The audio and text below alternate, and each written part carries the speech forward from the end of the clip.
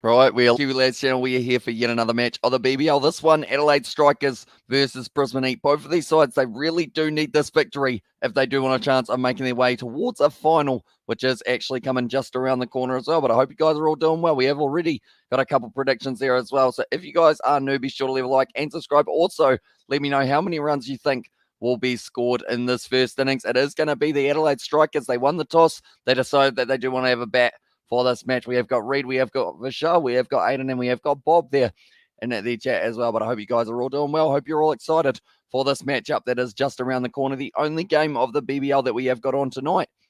And it is going to be against the two sides that do wear the blue. We have got there the Brisbane Heat going to win as well, says Ryan there. And how is the one and only legendary Amish been doing today as well?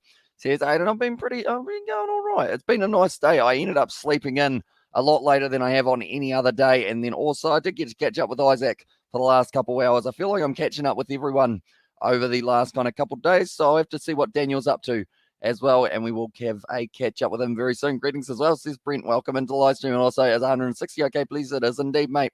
And also 170 Kiwi lad. So are you going 179 or 170, Robert? Do let me know. And it is going to be the Adelaide Strikers who have got a 47% chance of being able to go on and win this game. They've still got Rashid Khan. They've still got Fawad Ahmed, but he is actually going to be the X-Factor player for this matchup. Looking like they are deciding that maybe on this surface, it might be better to have an extra spinner, an extra pace bowler on offer for them. For the Brisbane Heat, though, they have got Chris Lynn.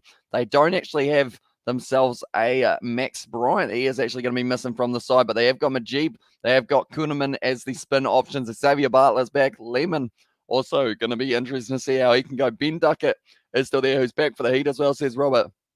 They have still got Pfeiffer. They have got McSweeney, Heaslett, Duckett. They are both there for the batting side of it. Will Presswidge and then Liam Guthrie with Jack Wood and David Grant as the two other options for the X-Factor players. So they haven't got all of their players back, but they're getting towards that way. And Hamish going to please have 160. You can indeed, mate. Have a look at it. And I better put in my prediction as well. I'm going to say that for the Adelaide Strikers in this innings, they get themselves 182. Don't believe anyone has taken 182 yet, so we will go with that one just for now. But it is going to be match short. This man, he can hit the ball long. He can hit the ball very well, but he keeps on getting himself relatively early. Unfortunately, he does lose up winning that wicket or losing that wicket. Tell you what, sentences are harder today than they were yesterday. 173 says that Jay there for the prediction, so we will lock that one in. And Robert has got 170 as well, whereas Zaman, he is missing from this game. They have decided against using him. I'm not too sure whether or not that is due to a positive case or whether it is because they decided that it would be a good idea leaving him out of this one. But Xavier Bartlett, now this man can bowl very good Yorkers. We saw him bowl that final death over up against the Sydney Sixers. Did very well, but just ended up going for the boundary off the final ball of a match that the Brisbane Heat really shouldn't have had any chance of winning.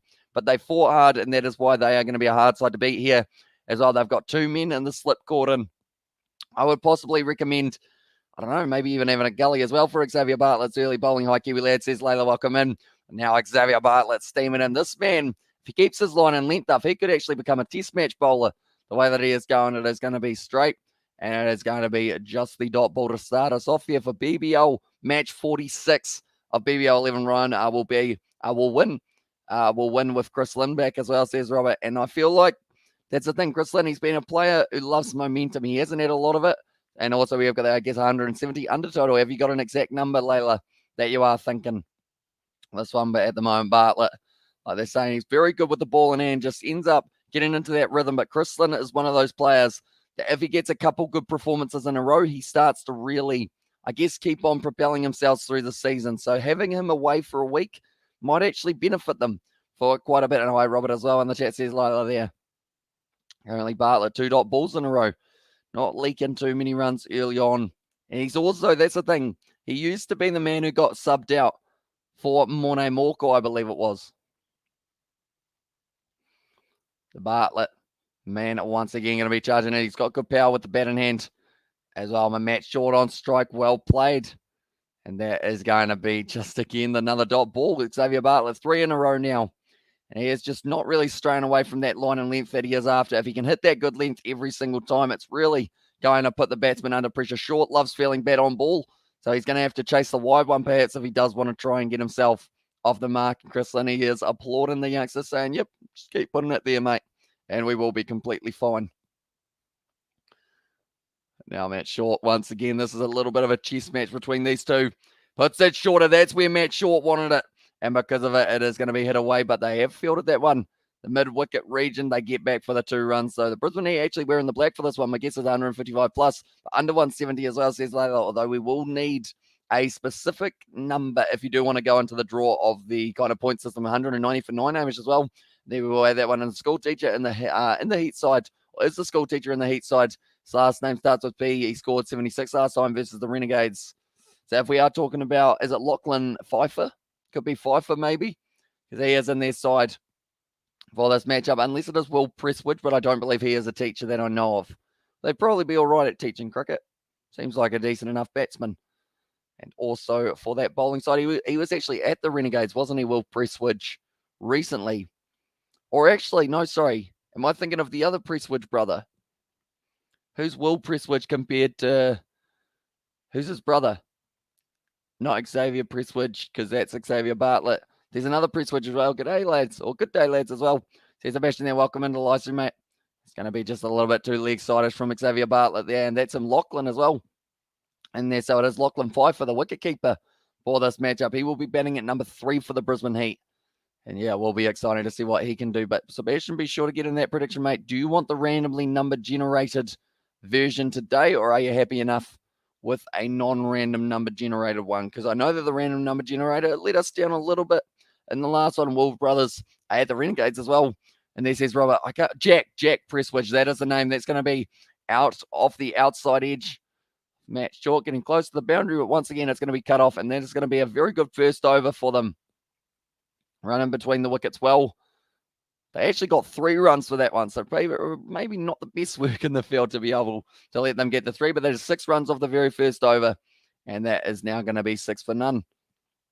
There we go, it has updated as well. If I was going to randomly number generate one, just out of curiosity, I'll probably go between 120, 200, and that number that we will get is 190. As I'll go 147 runs for the Strikers as well. And there says Sebastian, I feel like that's a decent shout. Somewhere around that 150 mark could be on the cards. I know that they've got themselves, I think it's John Wells. He is going to be coming in at 4 for this one, alongside Jake Weatherall, who will be up the order just a little bit more. He used to be opening Jake Weatherall, but he hasn't really found his momentum this season that he would have liked to. They've got Tom Kelly. He wasn't able to really get the ball away too much in the last game, but he certainly got the power aspect that will help him out. They've got Liam Scott, they've got Rashid Khan, and Harry Nielsen is another player. Just can't quite seem to get above that one run of ball. He shot his dad's coach, while others are out with the virus as well. And there says Robert, and also we have got there Laman. I will score a century today as well, and also we have got the 156, 157 for 6. It's Paddy Wagon's prediction for this one. Now it is once again going to be Matt Short on strike. He's got a very high bat lift, which does mean he generates a lot of power from not a lot as well. But that is going to be out to Chris Lynn. You can always get a run on his throw. No matter how hard he tries to throw it, never quite gets it there. For Chris Lynn, we have got there. I have Short in my team, so I need him to go large. So nerve-wracking at the moment as well, says Guy. So hopefully he does deliver. If you've got a prediction as well for how many runs the Strikers will be able to get Kai, and 158 might be too late. Never mind, mate. You are going to be just on time for this one, just because I was a little bit late as well, going at 9:10 rather than 9. So I'll allow it. I feel like that's becoming my motto, is I'll allow it. So that's close to an LBW, but it was pitching outside leg, I believe, in Jake Lemon. Ryan means the Kiwi lads as well. And there says Robert there. So Jake Lemon, he is going to be, I believe he will be batting at number 6 for this matchup, when he does get the opportunity. Tell you what, I might have just swung away a little bit too much. And also 179 for 4 as Kai Brooms there. I'm liking it. I'm liking the predictions. We've had quite a few of them coming through. We've already had 11 predictions. 3 people, they will be getting points, unless it is like what we had the other night. That did end up with about 5 different people getting the points and all spreading them out very nicely. But the Strikers, they won the bat flip. They decided that they wanted to have a bat on this ground. Oh, Matt Short looks like he's got a bit of a sore knee or something along those lines. That looks like maybe he'll just keep on swinging until he gets himself out, which is normally the way that Matt Short bats. He's hit that one into his pad, and it almost bounced up. I've realized That was the first time I've really tried to raise my voice, and it did not want to this game at the Gabba. It is indeed at the Gabba for this game.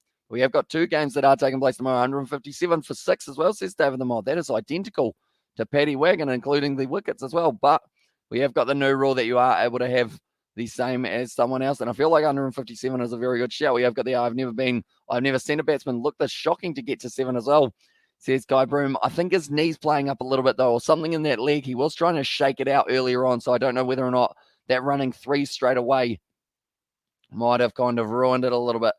It's going to be a nice shot, though, out to deep cover. And once again, they're going to be able to get the 2. Of course, that will not make the knee too happy overall, but it's a long boundary at the Gabba. Definitely out on that kind of cover region. And Pfeiffer doing nicely behind the stumps to be able to grab that one. Also, 3 points, my bro. As well as Paddy Wiggins, he's confident that you guys will be able to share. And also, we've got that hey from Ellie Hills. Welcome in. And yes, Robert says Ryan there as well. And I've never seen a batsman look this shocking to get to the 7. Yeah, he's up to 9, though. Matt Shaw, he's still shaking out that left knee.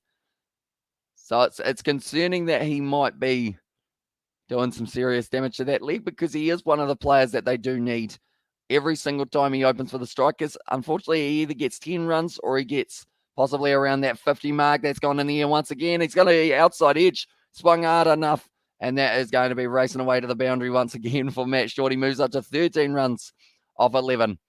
And like they're saying, he's only at 1 out of the middle, and that was actually that cover drive. We have got the hey, welcome in as well, says Paddy Wagon there. But just not quite timing the ball at all here for Short early on. But 4 runs is 4 runs. And he will be relatively happy with the way that he has been able to tick over the strike rate. Hey, Ellie as well, says Robert there. Guthrie, he's gone for 8 runs. You'd say arguably doesn't deserve to have gone for 8 runs. I feel like he's bowled a lot better than that 8. That one is going to be now hit down the ground from Short. Dot ball, though. Close it out. Hope the Heat can win as well. And there's Aussie Mozzie. At the moment, they have got a 49% chance of winning this game, 51% favour of the Adelaide Strikers. Hunt is still yet to face a delivery, but he will get to face one now. That is the end of the second over, 14 for none. Is Matt Shuttle playing Kiwi or not as well, says Ryan. He is not. He is not for this game. And also, what's the minimum you think they should be aiming for as well? I feel like at the Gabba, anything under 150. But then it depends on the bowling, because we've seen so far that teams have been close to defending around that kind of 140 mark. So, hey, Betty Wagon, hey, how's it going? To Robert as well. And also, we have got that Kiwi Lala. Your prediction, it's always 175 plus. Ha ha ha ha. And there as well, says Layla. It is for this ground at the Gabba, just because I've seen some very nice batting from here. I think I went about 120 the other night, though, and did get the 3 points when I did go a little bit lower in that regard. We always got this same Aussie Mozzie. I got Lynn on my side with McDermott. McDermott, he is in some very good form at the moment, that is for sure. And currently now, Bartlett bowling to Henry Hunt. It's a nice delivery. Does get it straight out of the middle of the bat. Almost gets himself run out. And they almost get an overthrow from it as well. But Hunt off the mark now. Kiwi, I think Adelaide Strikers will score 159 for 4. Or for 8, sorry, as well. Also, we've got that 160 should be the minimum on this pitch. As I says, a waste there. And at the J. And if you haven't already, be sure to get your prediction and know us for how many runs you think they will be able to get. I'm good, Ellie, as well, says Ryan there. That would have been almost out for that run out. Yep, he would have been gone. The Brisbane Heat, they need to make sure that they are quick in the outfield, really cutting down on the runs that they do leak. Nicely bowled once again from Bartlett. Short wants the single. That will test out the knee, and the ball's just hit him on the elbow. And that is not looking too good here for Matt Short. Unfortunately, just smacking straight into him. It's got him on the elbow. Now Matt Short, he looks like he's in a lot of pain. Not only was the knee sore on the left-hand side, now it's going to be the elbow sore on the left-hand side as well. Chrislin, he's just taking his bat back over to him, giving it back to him. There's on, hey, David Abbott, he had Seb. As on, I am in there. As Lim back again, I didn't know that as well. He is indeed.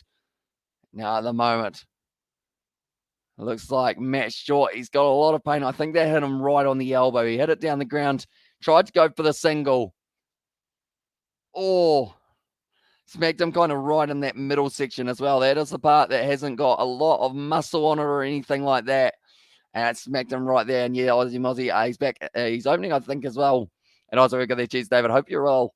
And also, hello, good afternoon, Hamish Bro. How are you? I'm doing very well, mate. And also, we've got there, Hunt is injured as well. And there, it's actually Darcy Short, the man who is injured at the moment. Hunt at the other end, he's going all right. And the moment only facing the one. Matt Short, yeah, he is just going to quickly get dried off. It looks like he's in a little bit of pain, but hopefully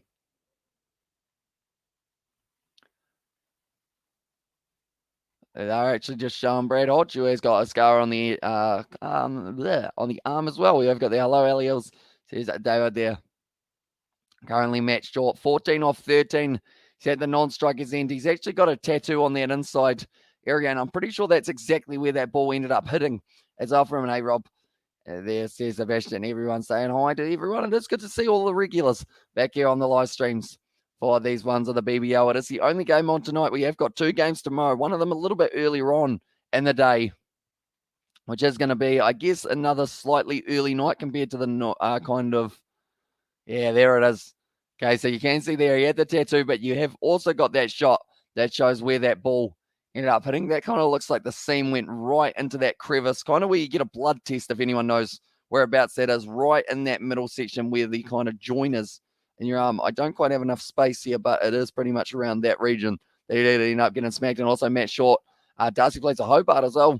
And this is Robert, and also we have got there, hello Hamish, Mods, and everyone else. How are you all? It says Betty Wagon, and also we have got their evening all 90% only for the Strikers in the poll. Unlucky in their last game, and also Kiwi of Brisbane Heat win today. Can they qualify or not?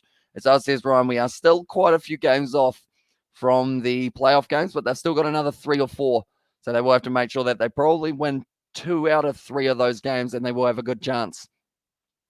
I mean, once again, 3 runs at the Gabba. So there's plenty of space in the outfield to just keep on running back and forth, and also giving you reach 10K by Aussie Day as well. And this is Kai Broom.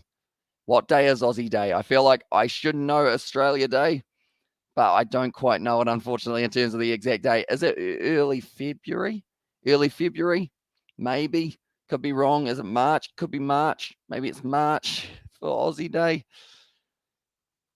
I feel like that is a date that I probably should know. Short ball there. Short strikes it beautifully, and that is now going to be racing close to the boundary. Kuhneman, though, cutting it off in the deep. He has been covering a lot of ground at the moment. They run back for the 3 runs, and they do get there. As well, at the moment, it seems to be 3s are the name of the game. 26th of January as well, says Kai Brim. So we have only got another 14 days, so then 2 weeks. I feel like we might not quite be there, but we will be very close. Need Majib Rahman now as well. And yeah, he is still out there. So I believe they will be waiting till after the power play, and then they will bring him in. Because currently they have still got quite a few good options in the pace department. They've got Presswidge if he wants to bowl. They've got Guthrie as well, which I think will be the man that they give the next over to in this match. And how are you as well, says MD? Doing very well, thank you, mate. Hope you are well. As well, that is going to be the Misfield, but no run there to close out the 3rd over. 22 for none now for the Adelaide Strikers, ticking over very nicely. As MD has said, how are you? I'm doing all right, a little bit tired, but I ended up sleeping most of today, right through to about 4 or 5, and then it started raining, so I didn't really get to do too much outside, but I caught up with Isaac, which was pretty awesome. Get to talk to him, because he's another one that I probably haven't talked to since about Christmas, but we looked at games, we decided which ones we want to play on the channel, and we've got a couple coming very soon. That's about all I'm going to say. I'll probably end up accidentally saying what the game's called later on. But if it's in regular sentences and it comes out, it's probably one of those situations that I don't think I would ever say this in a sentence for myself. A short right and kind of that, real middle of the arm and the joint as well. And also I know how the playoffs work now, Hamish, as well, says David the Mod.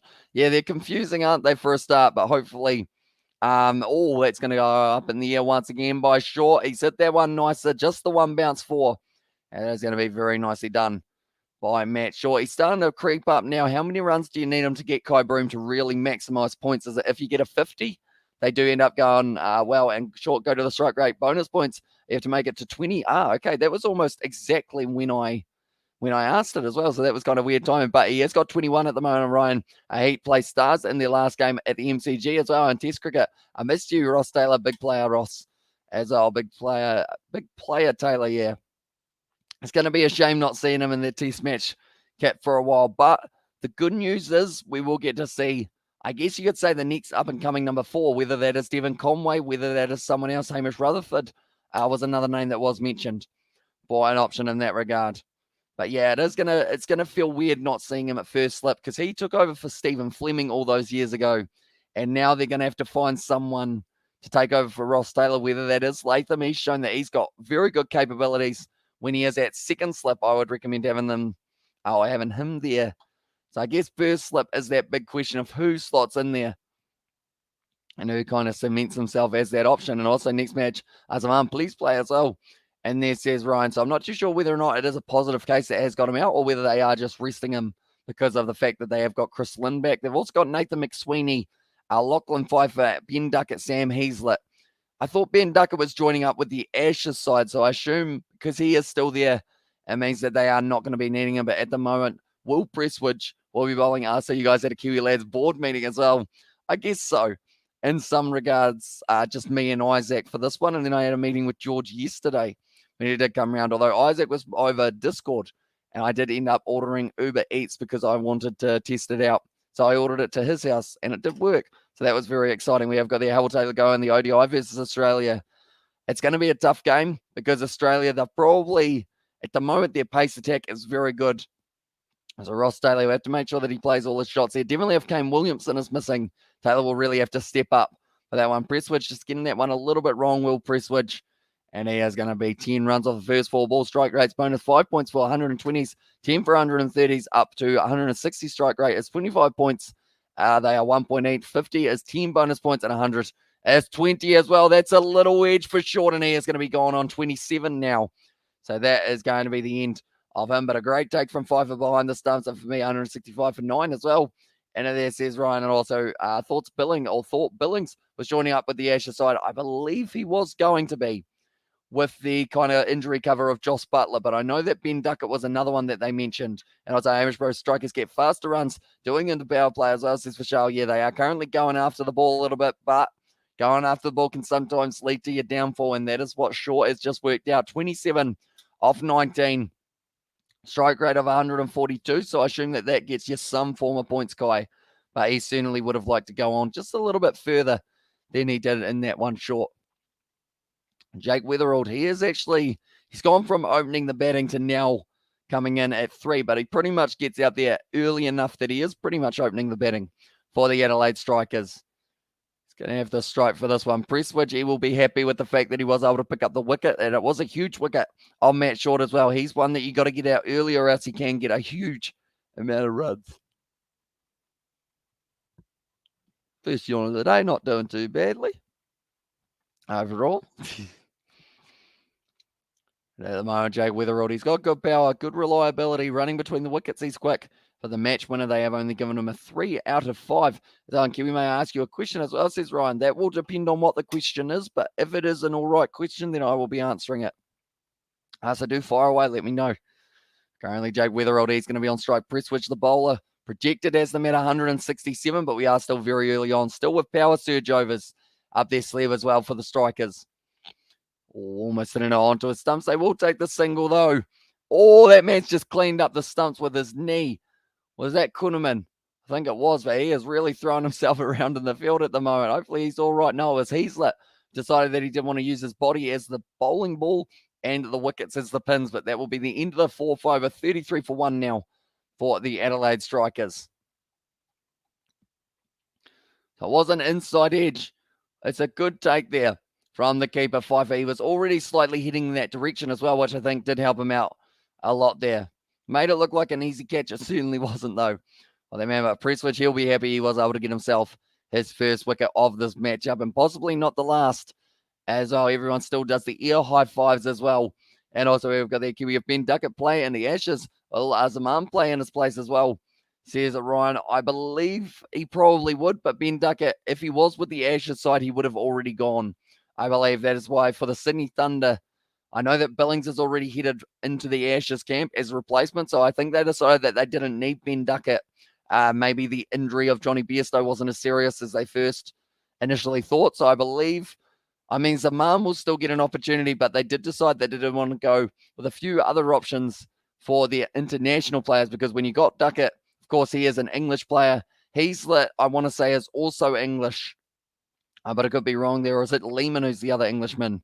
And then they've got Majip who is from Afghanistan's Billions, getting ready to fly to the Caribbean for the England versus West Indies T20 series, Rob. Also, has he headed back to England, Sebastian? Because I know that a few of the players, such as James Vince, originally it was going to be Sam Billings until Josh Butler got injured. I know that a couple of those guys were ending up flying back over to England to quarantine, and Hamish Bro Brisbane position in playoffs is secured, or they not, or they are race in the playoffs as well. They are currently sitting, they're in 5th, so they aren't doing too badly. They've still got a chance of making it through to the finals, but they probably need a couple more big matches to be able to really secure that spot. And Kiwi Ben Duckett is playing today, and there he is indeed. Ben Duckett, he is sitting there in the number 4 position in the batting lineup. But currently for the table, it goes the Scorchers, the Thunder, the Sixers, the Hurricanes, the Heat, the Renegades sitting on the same points as the Heat, but they have got a slightly worse points differential. Stars, and then the Strikers in last place.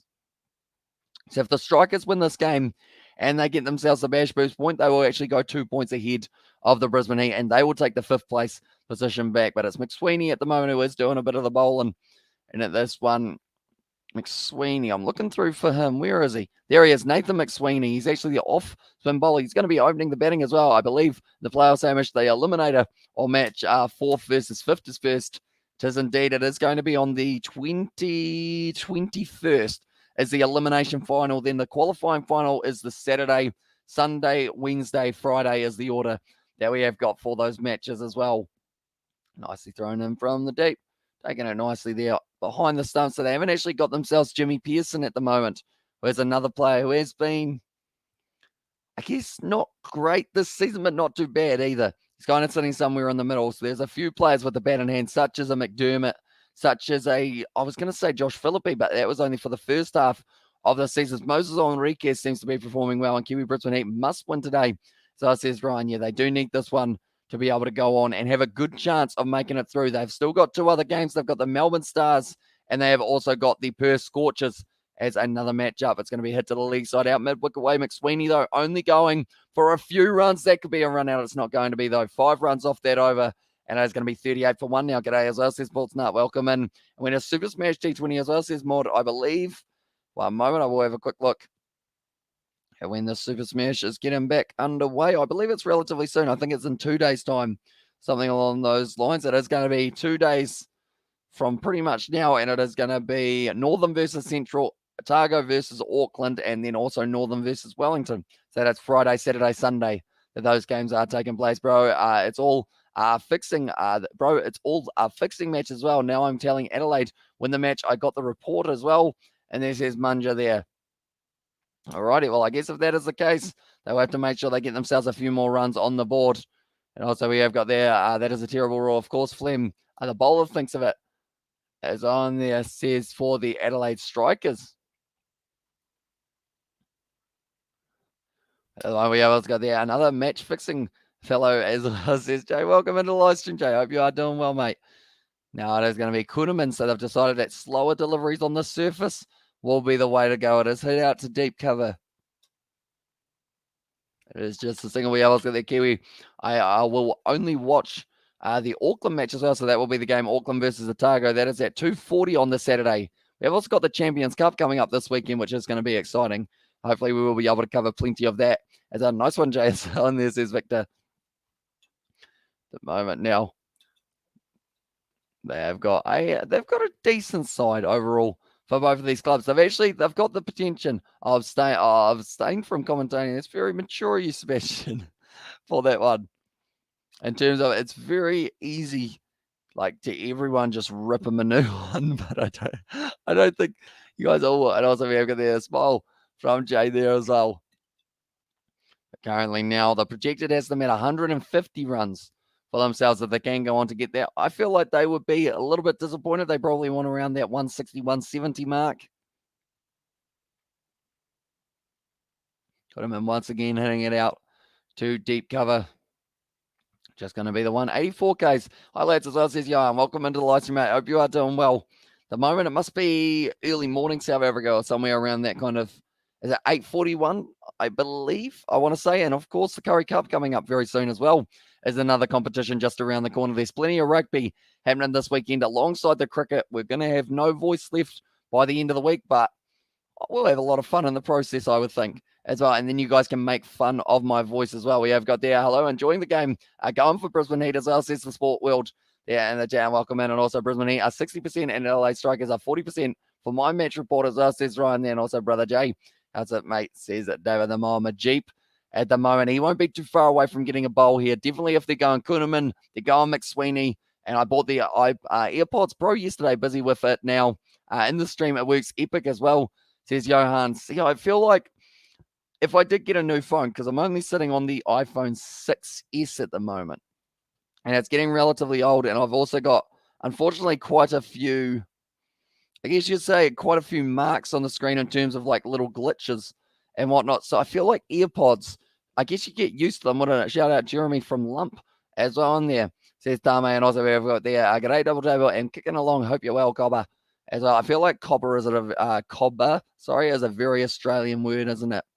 And I guess Jay, I'm going to ask this question. I feel like I slightly know the answer, but I want to hear it.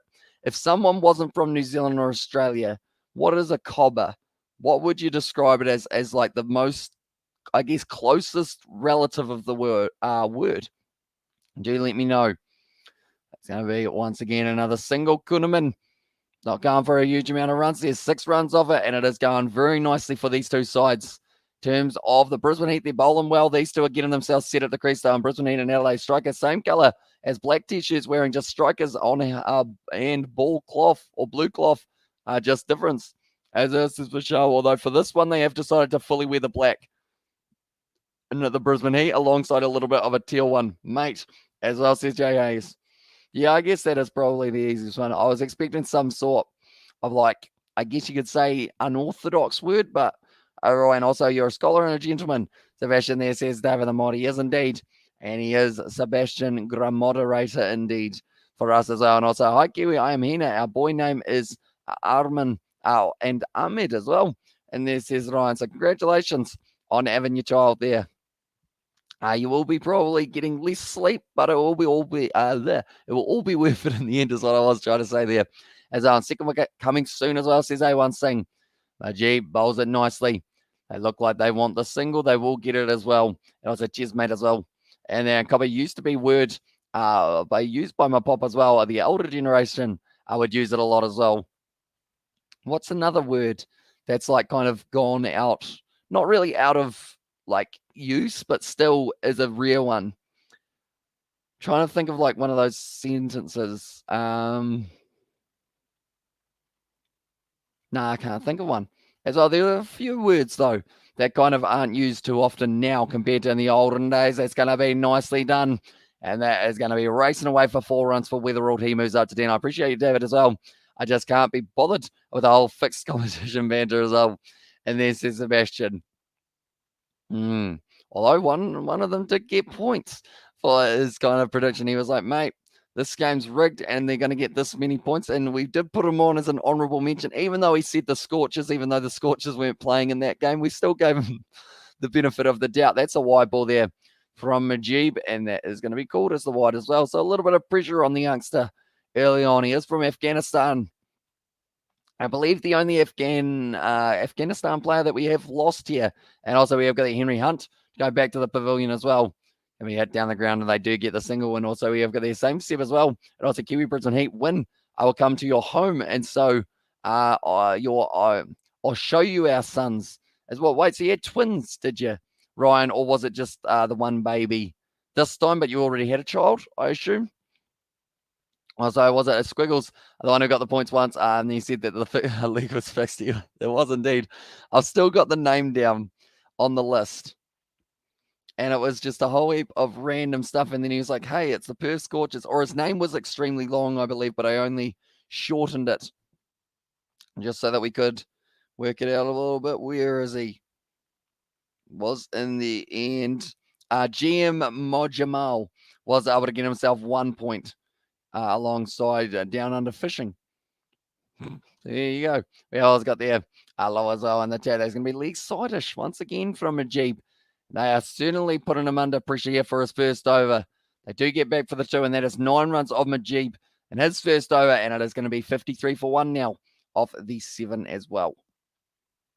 Currently projected It's 151. They want to get that up to around that 161. I'd say 165 is probably defendable on this surface. By the looks of it, they've got plenty of options with the spin department, although the Adelaide Strikers, they actually got rid of Fawad Ahmed. Instead, he is going to be maybe the option as an X-Factor player. If we were to replace someone for that side, I would say they'll get rid of Henry Thornton. He is not a happy man at the moment, Majib. He's been getting it a little bit wrong, and also is Hina not right? My prediction is 150 for 8 as well. And there says Hina. And also we have got their good start to Adelaide Strikers. Here I think they should make 170 off their 20 overs at the moment. If they get 10 and over from here on out, they get themselves up to 183 runs. It's going to be, I mean, it's a tricky one, the surface at the Gabba. I don't think we got too many more games happening at the Gabba either for the Brisbane Heat in the near future, but this would be the absolute perfect game to be able to win. Kuhnemann now bowling it a little bit leg side-ish. Good strike from Weatherall, but straight out to the man at deep backward square. Nicely fielded once again. But currently, I mean, I think the Strikers are going to be 6 wickets down is my prediction. I think quite a few people said 6 wickets as well. But I think they are going to lose either Weatherall or Hunt before the 10th over, and then they're going to have to go very well as well. Wicket alert as well. And there says Ryan, although first we are going to have the Kuhnemann ball that is about to be bowled here for himself. Kuhnemann bowls it. It is going to be an LBW shot. They don't end up giving it though. And that is going to be just a single. Once again, as long as they can keep on striking the ball over that 100 mark, it sounds like a Sri Lankan fella, Mr. Squiggles as well. And then there says David the Mod. Is that Krona? Krona? David, that is a word that I do not know, that I can think of. Nicely done once again. Down the ground. The bowlers are probably getting the better of the batsmen just for now. Hunter's sitting there 14 off 15. Weatherall sitting on 13 off 11. As Hina not Ryan as well. I think it is just because of the name saying Ryan that it is a lot easier for me to just say Ryan normally, but I'll try my best to keep on saying Hina as well there. At the moment, they are just showing the Indigenous kit of the Brisbane Heat, and that is why they did end up, I guess you could say, going with the Indigenous round, I believe this game is a part of. That's going up in the air there. Has he got enough of it? He's got just enough of it that he does miss the fielder. And Xavier Bartlett, and that is going to be, once again, just the 1 run. Or was it 2? They might have actually got back for 2 there. Quick running. This pitch might not be as long as it looks, because they seem to be moving between the wickets extremely quickly at the moment for the Adelaide Strikers. We have got 2 games on tomorrow. There is an earlier game that has taken place, and then the second game of the day is going to be the Melbourne Stars versus the Melbourne Renegades, the Melbourne Derby. We did see it last time. It was a good one. The return of Glenn Maxwell. Maybe we even get to see the return of Marcus Stoinis. Of course, Maxwell playing the last matchup for the Melbourne Stars as well. But once they have all of those players back, that is when the Melbourne Stars, they're going to be dangerous, and they will keep on trying to work their way closer and closer towards the playoff games as well, because that's the thing. All of these sides still have a chance of making it to the playoffs. They just need to put together about 3 or 4 performances right at the end. And also, I'm not crying. I am crying, not Zaman there to the deep. It's again just the 1. And that will be closing out the over. 7 runs of it, and it is 60 for 1 now for the Adelaide Strikers. So we haven't really seen too many boundaries as of late, which is going to be helping out. I believe there was just the 1 Weatherall boundary. Henry Hunt, he's sitting 17 runs off 17 balls. He hasn't hit a single boundary as of yet. So that will be using up quite a few. But the Thunder taking on the Hurricanes is the earlier game that has taken place tomorrow. And that is at 5:45 p.m. New Zealand time. Then the Renegades versus the Stars, that will be at 9:35. So just a little bit later. As well now, Majib once again going to be bowling. He has already bowled the 1 over, went for 9, which is actually quite a lot for Majib. He doesn't normally go for more than about 6 or so. I'm at this game as well. Says Essendon. Do you know how many people are in attendance for Essendon? Do let me know. Going to be head out there. They want the 2. It's not the best throw, and they will get back for the 2 nicely. Currently, Weatherall sitting on 16 off 13. The only man at the crease who has got a boundary. Like I mentioned, he's got the 1-4. It looks like at the moment he is very hot at the non-strikers in Henry Hunt. He'll be feeling the pressure. He'll be feeling the heat of the Brisbane Heat as well. And now Jake Weatherall, the left-hander. It's going to be an awkward angle for Majib. Oh, Weatherald just hits it into his chest. And that is going to be the dot ball for Majib. He needs to find a way of dismissing Weatherald, and that's one way to do it. He just hit the ball straight into his heart. And a Krona is a male singer with a smooth voice as well, says David the Mod there. Right. Okay. I feel like you teach me a lot, David. You know all the words that I do not know, and then it does help me out. So, is it a Krona or a crooner? Is it crew like as in CREW or crow as in CROW? Krona or crooner? Do let me know. And you've been to the Gabba, Kiwi lads? I have not. The only stadiums that I've been to is the MCG and also the SCG, I believe. So anything with a CG in it seems to be where I have been. And also Michael Bublé is a Corona as well. And also we have got the F only short. I was still in, but I did some damage, get 42 points or getting 42 points. Hopefully he can snag a wicket or two with a ball. Jeez, Hunt almost got cleaned up with that ball from the deep. And also we are going to eat lunch in Muslim restaurant as well, says Hina there. So I hope you do enjoy your lunch. Did he get a little bit of bat on that for Weatherald? I believe he got 4 wides in the end.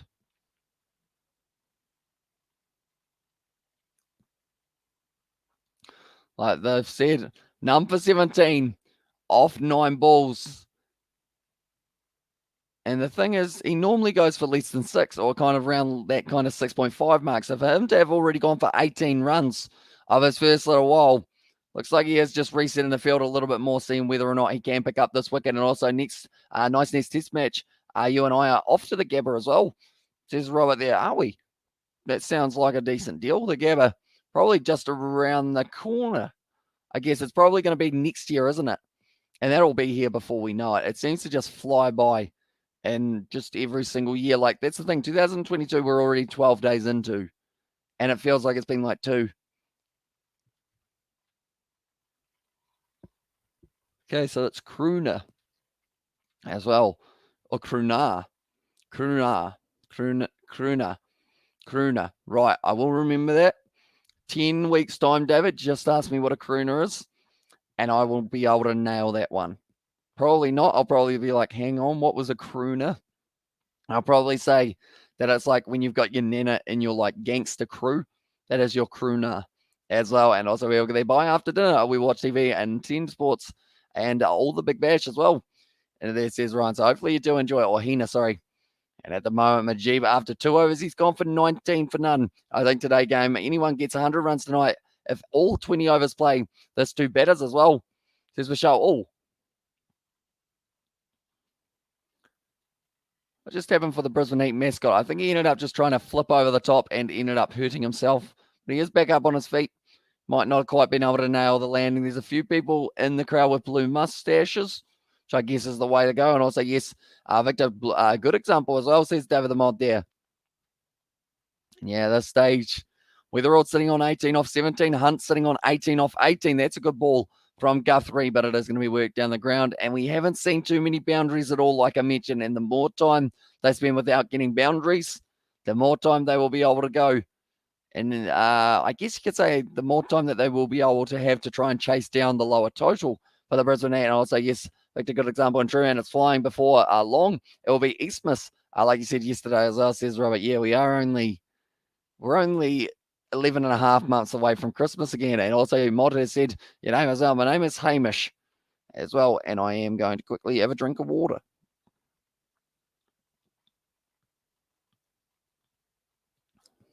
Once again, going out into the deep. And also, there was Michael Jackson, Karuna David as well.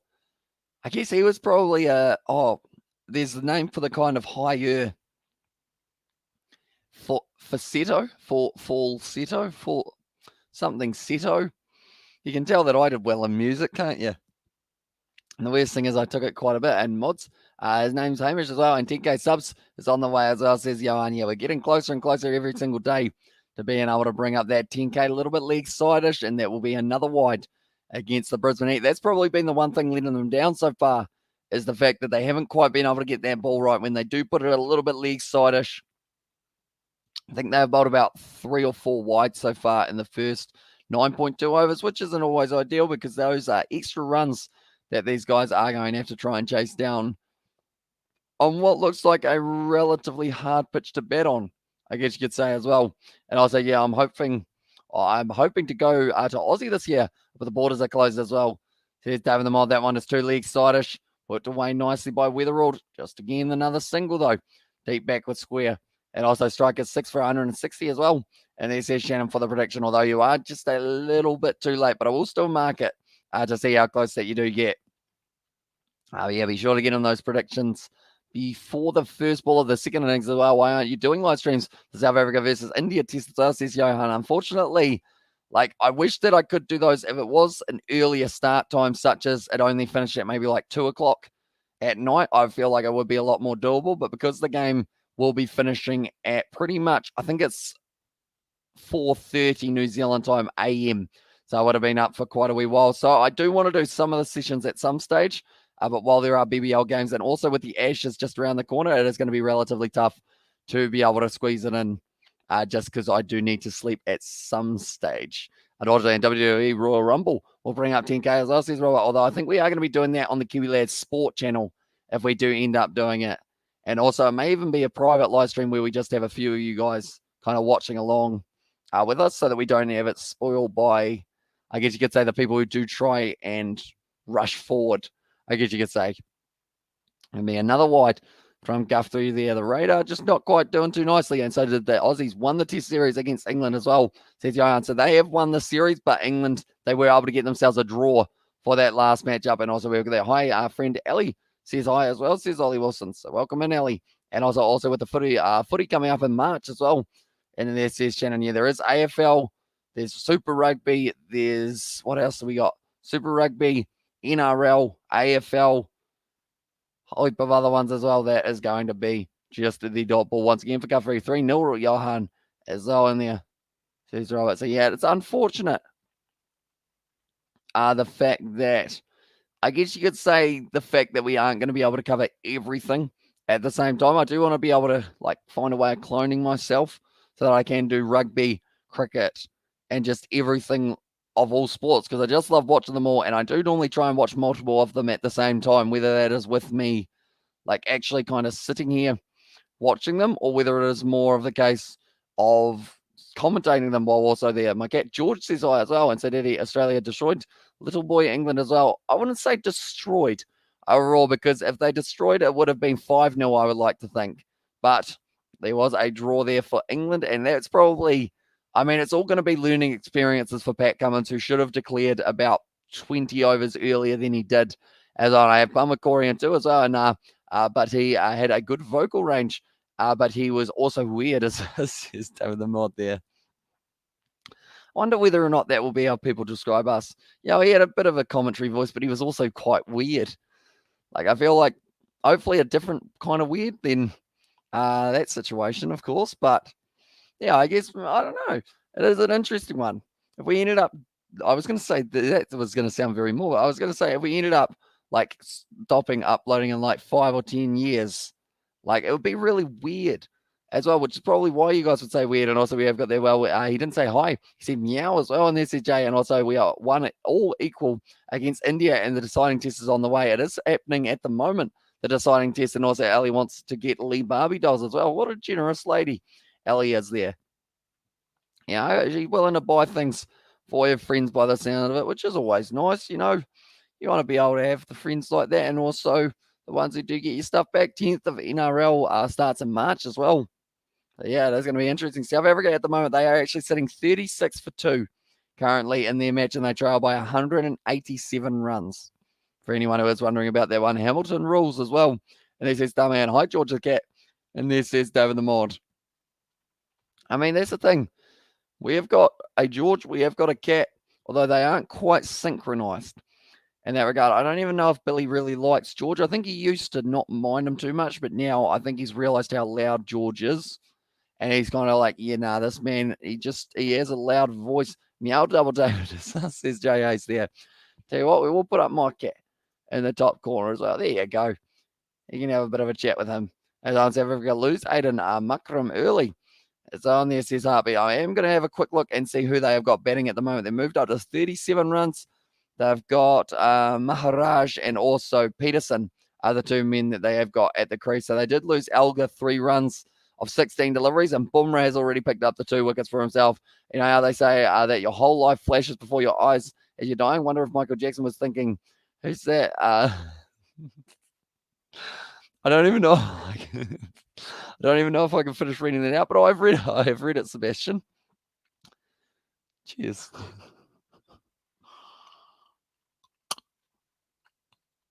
And you're no way as weird as Michael Jackson. Talented, but he was a wacko as well. I like how you've said you're no way as weird as Michael. You've said pretty much like you're still weird, but you're not as weird. So I'll take it. I feel like we have got there pin that comment. So I said, Jay, that would get me in a lot of trouble, I would think. And tell me a joke about Lee as well. I don't know Lee. Lee, what rhymes with Lee? Well, I know what rhymes with Lee, but Lee, I don't know. I'm not very good at jokes on the spot. Definitely not with names. I was like, Hamish, bro, under-19 World Cup started on 14th of January as well, but New Zealand under-19 not participate this tournament. I really miss New Zealand team this tournament. I think if they were participating, I would have probably been covering those games on the channel a little bit more, just because it would have been nice to see the Kiwis and their one. But this is once again going to be another single. They're really not ticking over hugely here for the Adelaide Strikers. This has been some very good bowling, and they'll be looking for 180 minimum, especially with 9 wickets in hand. Tree as well, says Ollie Wilson and Admi Live. And there says Tame there. As in, like, have you here, Tame? Like, as in there or like here? Like, as in the same room? Because I have had George. I've also had my mum, and also Billy is another one. Isaac as well. I don't think we've ever had Daniel on a live stream, though. That is my goal. On this channel, anyway, we have had him on the Kiwi Lads Gaming. That's going to be racing close to the boundary. Once again, not going all the way. As a Maharaj played role of the night watchman since yesterday last session as well. So he's been working well at the moment. He's sitting on 17 runs off 33 deliveries. Currently, Hunt sitting there 23 off 22. Wetherald is sitting identical to him, 23 off 22. Just the one boundary for both of these individuals. And it seems like, I mean, if they can keep them only going at around that kind of 160 runs on the board and fast bowler spin, what do you reckon as well, says Tame there? Oh, that's gone up in the air one moment, ladies and gentlemen. It is going to be falling short there for Majib. Ended up bouncing twice to him. And I would say, I mean, spin's a good asset to have. Definitely in T20 cricket, we've seen how dangerous it can be. But then also, I mean, fast bowling, if it's pure express pace, you can't really go much better than that. In terms of a Harris, Ralph bowling it down there 150 means that you don't have a lot of time to react. And also Wicket need please as on there, says it Jay. And yeah, at the moment, just seems like these two are just going to keep on ticking along. They're going at about that 7.7 runs per over. It's going all right. 10.4 overs in. One's going to be well played, and that's going to be the single. They go for the run out. It's a good little bit of work there from, it was Kuhneman in close, and also MJ had an identity crisis as well as other dubious traits. Sorry, Hamish, I don't mean to imply you are weird. It's all good. I call myself weird because I know that I am. Like, I feel like even, I know it sounds weird. I say weird a lot as well, but even this concept of me talking in my lounge, like to myself, but not really to myself, is weird when you think about it. Like, I feel like back at school, anyone who did YouTube didn't want to tell anyone that they did YouTube because it seemed kind of like you film yourself and you upload them online, but like, and people watch that is normally the kind of thing. But I mean, I find that it's become a lot more kind of normal over the years as well. Some of the Muppets in here also have identity problems as well. And overseas spin as well, says Dame there. And also fast bowl in New Zealand. And also we need a power surge emote. Ooh, I like it, David. I like it. That will be a good idea. I'll have to get onto that, won't I? See what I can come up with. I've got there South Africa 37 for 2 now, as well, says Vishal. Because I guess, is it just PS? Do you just have it as PS or do you have it as power surge? See how it looks. And Wicket as well, says Makuma there. At the moment now, it is going to be Kuhneman who will be bowling. If it is a wicket, then there might be someone getting timed out, unfortunately. But that is just normally, the moderators are on it. But I hope you are doing well, Scott. as well. Do let me know how many runs you think the Strikers will be able to get to here. But now Kuhnemann, currently he has been looking dangerous. Hunt, not so much. He's gone for 25 or 24 deliveries. He's just got the one boundary alongside Jake Weatherald. The only man really accelerating the strike rate was actually Matt Short. It's just going to be the dot ball. And felt bad for the Brisbane Heat getting there. And I'm going to agree with that, mate, as well. And there's David the Mon and somebody tag Mark Richards. Give this man a job. And there as well says Dame there. I mean, I've still got a lot of work to do, I think, for the commentary side of it to be able to do it professionally. But I'm slowly. That is the wicket there.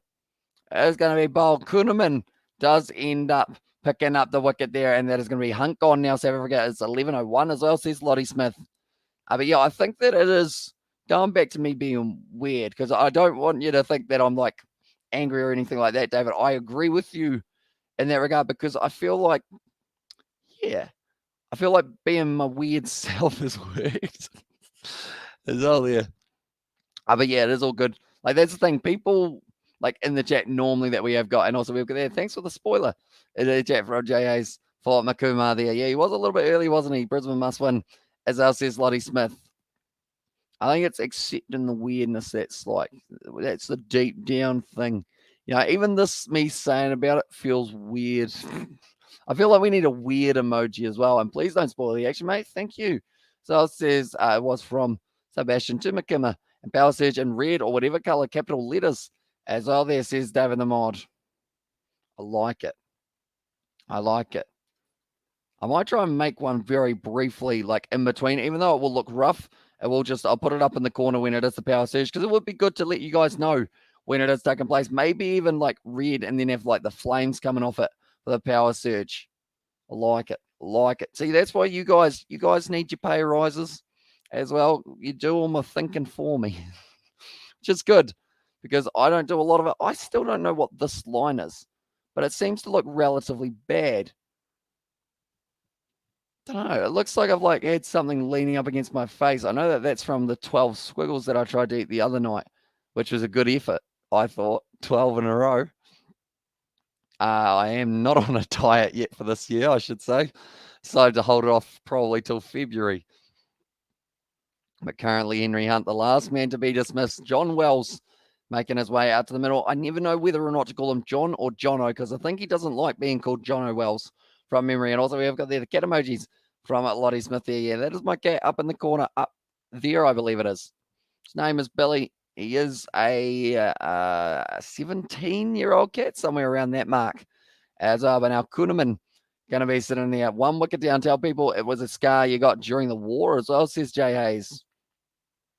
The war with chocolate. I mean, we almost had a chocolate war yesterday, didn't we, ladies and gentlemen, deciding which chocolate is best out of Whittaker's, Cadbury, Lindt, and whatnot. Andrew Thompson and Sid Isaac, welcome in to the live stream, mate. Currently going to be hit down the ground by John Wells. Gets the single. At the moment, the projected only has them at 150. I think I said 182. So they're going to have to really go if they do get towards that mark. They've still got the power surge, though. And we've seen many times a power surge can either be the uprising of a batsman or a downfall of a batsman. Jake Weatherald, he seems like the kind of guy who would quite enjoy a power surge. And at the moment, just ticking over one runner ball. Nothing too crazy for the Adelaide Strikers. In fact, we've only seen 5 fours hit in this innings. 20 of the runs that they have got from the total of around 70 balls have been from fours. So that's not a lot. I hope the Strikers win as well, says Jay Hayes there. And at the moment, they are sitting there 54% chance of winning this game. So it does just show that they're saying that even though they're not scoring a huge amount of runs, Kuhnemann was very much so wanting that it was going to be the LBW, but wasn't quite cool. Just going down leg a little bit. What does that side of my face look like? Maybe I should turn my head that way instead. Put my other monitor over there. Currently, John Wells sitting 1 run off 2 deliveries it down the ground once again. Just a single down to long on to close out the Kuhnemann over. Another very good one from those out. As I told you yesterday, Hamish, it's the mark of the beast. Revelation 13 as well, says David the Mod. And also downfall. And then there as well, says Tame there. I guess it's like Agent 47 in the Hitman games. He's got the bar. Why does he have the barcode on the back of his head? I can't quite remember I've watched the story side of it quite a few times, I think, from playing the game. I remember he's got his barcode, just in case someone has one of those. Did you guys ever have a Scanners Racer? Do let me know, ladies and gentlemen. I know that there was a very popular thing back in the 2006, 2007 era. Scanners Racer. Pretty much what it was, you scan a barcode, you'd be like, oh, whoops, I just broke something almost. You'd be like, oh, it's a barcode there. And then you go, boop. And then from there, you got a car. And it would be like, hey, you've already got this car. What do you want to do with it? And you'd be like, biff it out and get a new one. But you couldn't scan the same barcode twice. So you were just going through your cupboards, going like, right, what do we got? And here, oh, some pasta, boop, oh, got a Ferrari. Is that just a me thing, or did anyone else have that? And you used to be able to race them, and you had to kind of either get your car taken off his barcode as for his flybys points when he shots at goals. So says J.A.'s. I know people who have done that, though, in terms of, I know that people have got their QR codes at the moment in terms of their passports to be able to go out and about here in New Zealand. They actually just get them tattooed onto their arms so that if you do need like the COVID scanner, you just boop, done like that. He's busy. And also Hamilton Waikato, that was a direct hit there, but it is going to be not out. Once again, still lacking those boundaries here for the Adelaide Strikers. We have got their bring back as well. And also, I'm drunk as well in there, says Dame. David just uploaded a picture to Discord. I always enjoy seeing what David's got on the Discord. What we got? Oh, that's mine and Isaac. That's a Snickers fresh donut. That looks very nice.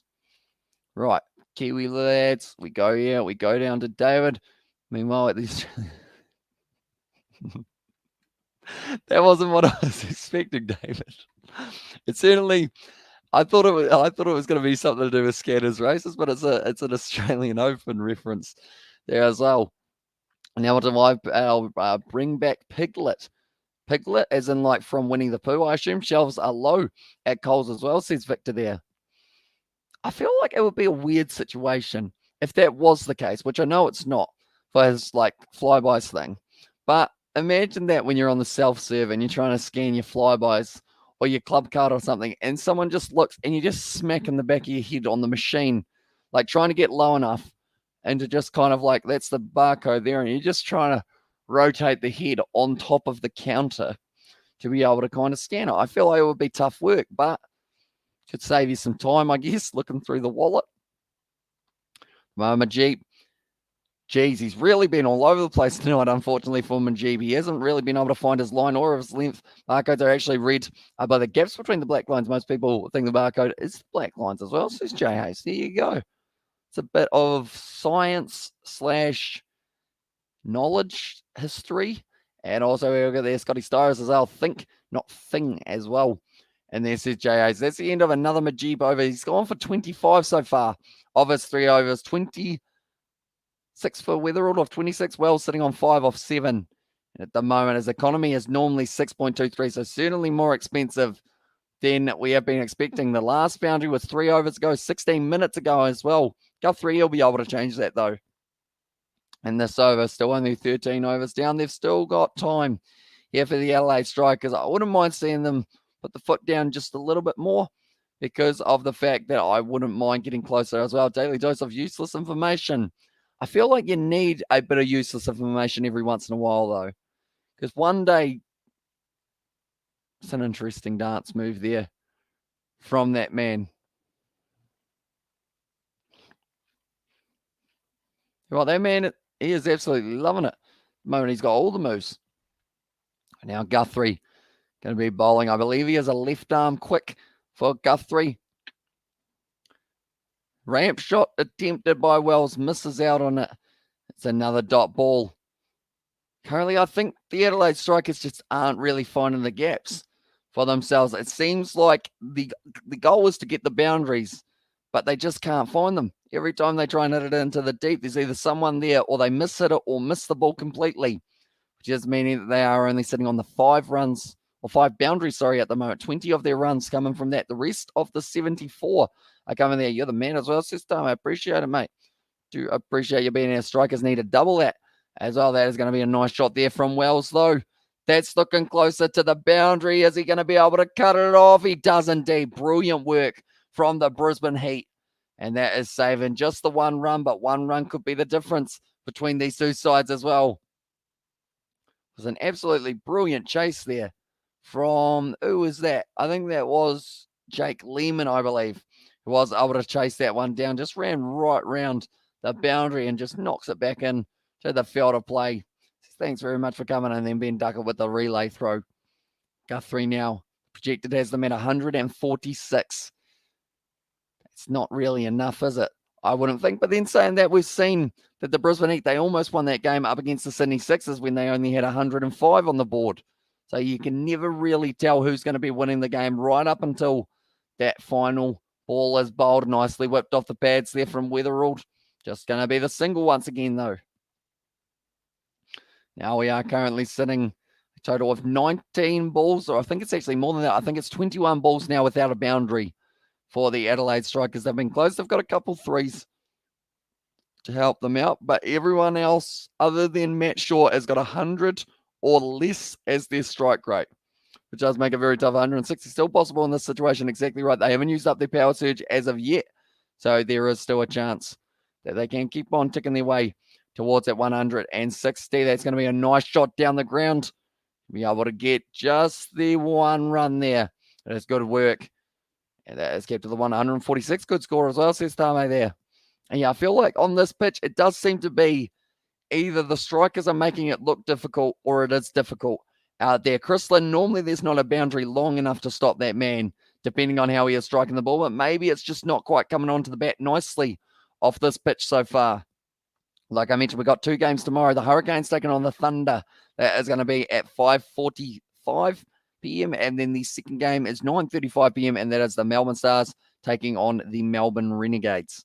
Every point at this stage of the season is crucial. And that Melbourne Renegades, Melbourne Stars game, pretty much do or die for both of the sides. Whoever wins that game, the other one probably can't actually make it to the playoffs as well. As Lynn playing as well, says Jay. He is indeed. He's out there. He's raring to go. He's going to be a dangerous man with the bat in hand as well. Max Bryan is not playing, though. He is the one that is missing. And Jimmy Pearson as another one they haven't got. But yeah, looking at that, the Renegades, they are sitting on 15. The Stars are sitting on 14. So whoever wins that game will really shoot themselves up. The Thunder, they are trying to chase down the Scorchers, which is not easy to do because the Scorchers, they have played 12 games and they've only lost two of them. One to the Thunder and one to the Sixers, I believe it was, as their other one. But that is going to be hit nicely by Weatherall. They will get back for the easy two. I think it was the Scorchers and the Sixers, or was it the Thunder twice?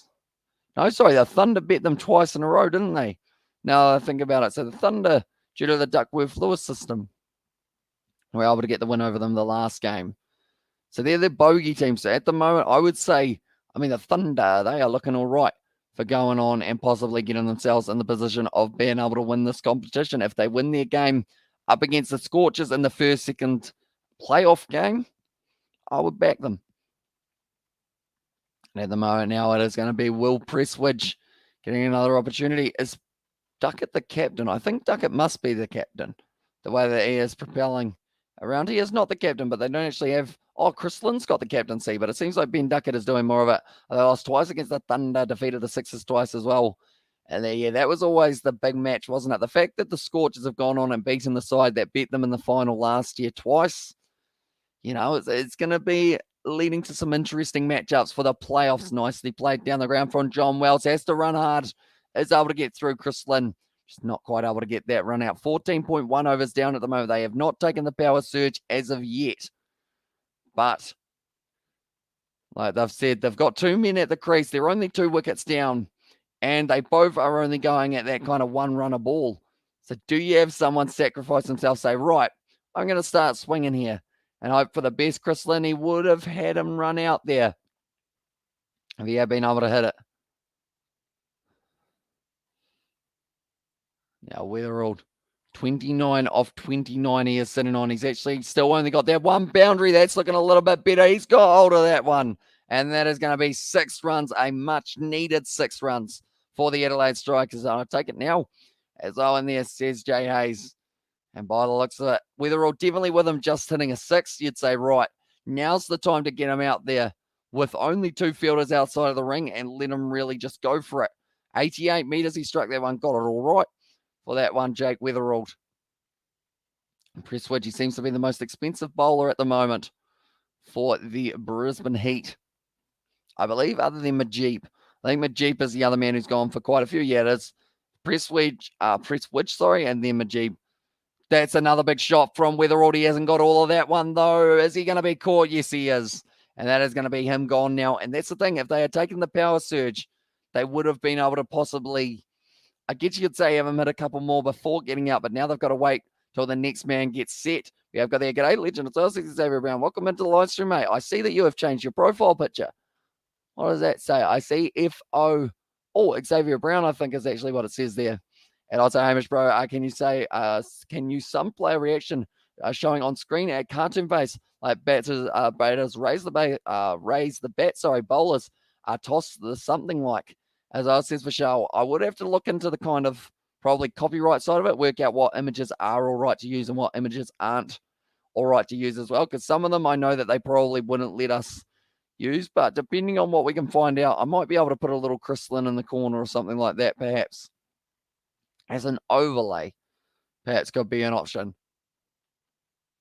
Now I've got an idea, but we will have to wait till the break, of course, to be able to put it up. I'll see whether or not I can get I guess you could say a crystalline face. You should put sub mode so you get more subs as well. And then says Xavier Brown. I mean, sub mode, it is an option, but I always find that sometimes, like, some people just want to come for a chat and may not have the ability of being able to, like, because some people don't actually know how to subscribe to things, and also some people don't choose to subscribe to things as well, but still watch the content type thing. So I feel like I want to have it so that even if it is someone spamming, we can just get rid of that spam and then, like, just keep kind of everyone having the chance, because I don't actually know how many of you guys will be there. Some mode will also eliminate most of the bots, as I said, JAs, because I know of at least a few people who don't actually have us as one of the people that they have subscribed to, but they do talk in the chat quite a bit as well. So I guess it's kind of finding that happy medium, isn't it? And then it's that question of will the subs or will the bots sub so that they can spam, but then are they going to stick around as a subscriber, or will they just have a whole heap of their accounts all made up? Because I know that YouTube are quite strict as well in terms of fake accounts. Like, in terms of if there's many, many, many of them on the same one, they might think that we are the one who are telling them to subscribe. It's a tricky one. It's a tricky one. We'll look into it, though, at some stage, I think, where we are trying to balance it. Also, bots can't sub, I don't think, as well. And there says JAs. Although I think that's the thing. I think some of them, from what we have seen, depending on whether or not they're 100% or whether they are the other guys, I think it's more the spammers who decide to try and sub and just spam. As did you see what some England player did as well, says Xavier Brown. That is a very vague question. Some England player did. What was it that he did, Xavier? Do let me know. Is it something good or something bad? I assume it's something bad, but I'm not too sure what that would be. But now Rashid Khan, he's actually out at the middle. Is it going to be maybe the power surge taken now? They got Wells out there sitting on 11 off 14 deliveries. What are we going to see now? Well, that's one. Also, we got there go the All Blacks, as well, says Pixie there. And chatting at the moment, the All Blacks, I mean, they're going to be playing a lot of the players of the All Blacks Super Rugby just around the corner. We are going to be covering that on the channel as well, alongside, of course, our rugby, maybe a little bit of rugby league might be on the Kiwi Lad Sport channel, AFL. What else have we got? We got the Commonwealth Games, Sevens is going to be an awesome one to be able to see as well. At the moment, 15 overs down projected. If they get 12 and over from here, they get 169. If they do not, then I believe it will be a couple other people getting out. The rugby player did something bad. I don't want to say it, but did you see it as well? I did not see it. One moment. I'm going to look up English rugby player, and it will probably come up. Okay, they have taken the power surge. News. What we got? Okay. Yeah, no, I see why you didn't want to type that in, Xavier Brown. That is probably fair enough. I am just going to look at who the player is.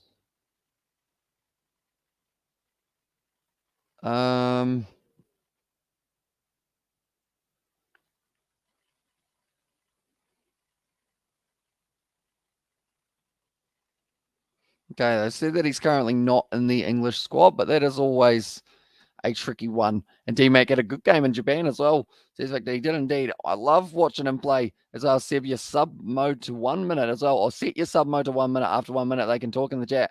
A minute ain't a long wait. A time to wait as well. At least it will get rid of 99% of the bots. As well, says Jay Hayes. Do you think Gurav subscribe to the channel? Who is it? As well, says Xavier Brown. It doesn't say for that one, but I am. Even if I knew it, I probably wouldn't be able to say it due to legal reasons as well.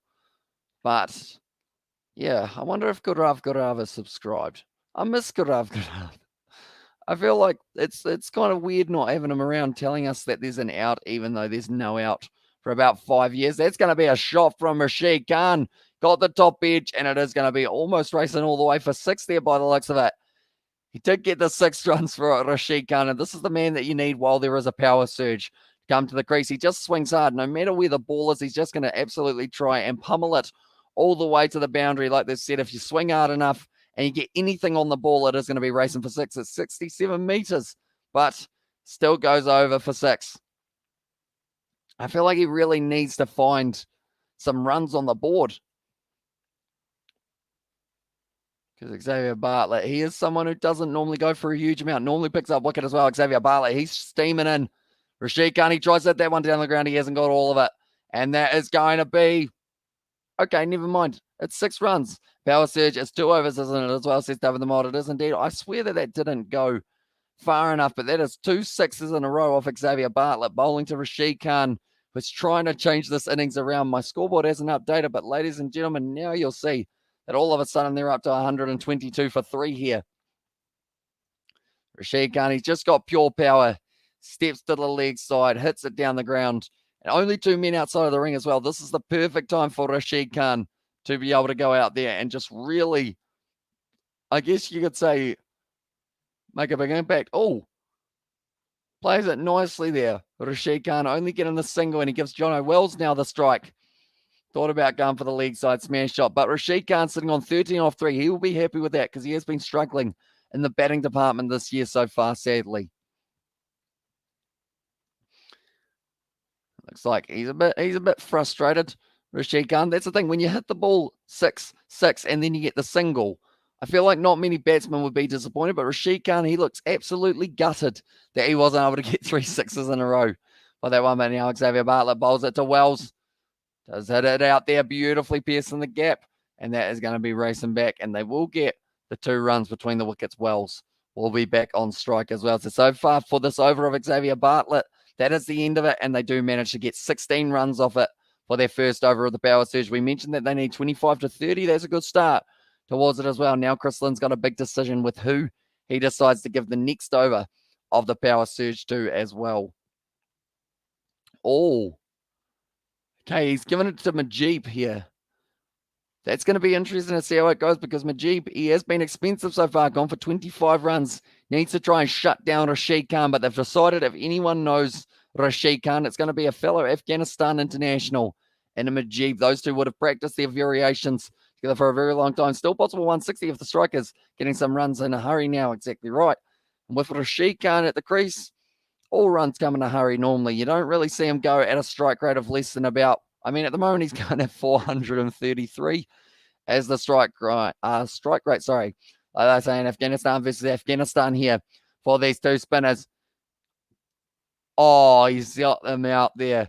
Rashid Khan, Majib, he will take it. And then Rashid Khan, he ends up getting the inside edge or the outside edge. He was stepped way outside of the leg side. It ends up just kind of edging it straight onto his stump. So that's a pretty unlucky dismissal there for Rashid Khan. Look at that. That is about as unlucky as you can get in terms of playing the ball on. Ends up hitting his leg, bouncing off the leg, and going onto the wicket. And at the moment, Majib, he is looking like he is not, I mean, he's not hating the fact that he was able to get the wicket. I think I hear my cat. Where are you, Billy? What's he up to? I think he's sitting on the other side of the green screen. But Rashid Khan is going to be gone 13 off 4 deliveries here for Rashid Khan. Still got quite a few runs in a hurry. Tom Kelly, another player, can go out there and just go bang when he does need to, but there's limited time left now. The projected has them 155, lots of time, and IPL last 3 overs, 50 runs made at team as well, says Vishal. And yeah, exactly right. When you've got yourself the power surge, it's always a nice one, you mean. Or not you mean. I mean, you have got 2 men outside of the ring. You've still got Liam Scott, Harry Nielsen. I wouldn't send him in. He can't hit anything at the moment. Unfortunately, Henry Thornton, though, might be worth a crack. They are 125 for 4 at the moment here for the Adelaide Strikers. Well, that one, a little bit leg sideish, and Kelly does end up getting the leg by. It's a better over, though, from Ajib so far. Being able to pick up the wicket, getting himself the 1 run. Oh, he's not happy with the wicket keeper there, I don't think, with the fact he wasn't able to run over to it. But he wasn't willing to run and get it. So I feel like it's pretty harsh one saying that he should have been able to cut it off for that one. Wells at the moment, 14 runs off 17 deliveries. Needs to hit a boundary here, or at least 1 boundary in the last 4 balls of this over. Is that it down the ground? It looks like he is going to be running hard, and they do just get the single there as well. JP is dropping everyone back on the leg side now, and that's exactly what you need for Tom Kelly, because he has an extremely powerful mid-wicket shot when he does hit it to Cowpat corner. On the offside, though, we have seen him be able to do not too bad. It's down the leg side. It's going to be at least a single well cut off there by, I believe it was Gunnerman, and that will once again just be the single of Majib. He's gone for 3 runs so far. Also was able to pick himself up the wicket in the earlier stages of this over, and it was the wicket of Rashid Khan, a man who could have really accelerated this innings. 2 leg buys in a row on Majib. That one is going to be a brilliant Yorker, and this is an absolutely just brilliant over from Majib. The economy rate, like they've said, is now under 7 for this man. Now he's smiling, and he is a lot more happy with the performance that he has put in for the Brisbane Heat. To the leg side from Wells. It is going to be just the single. No, they do get back for the 2 runs. And that is going to be the end of the over. 130 for 4 now with 3 overs left. And good over fry by Majib. As I said, Frank, it was indeed. And that's the thing. He had actually gone for 25 of his first 3 overs. Now only going for 28 in total for the 1 wicket. And it was Rashid Khan that he was able to pick up.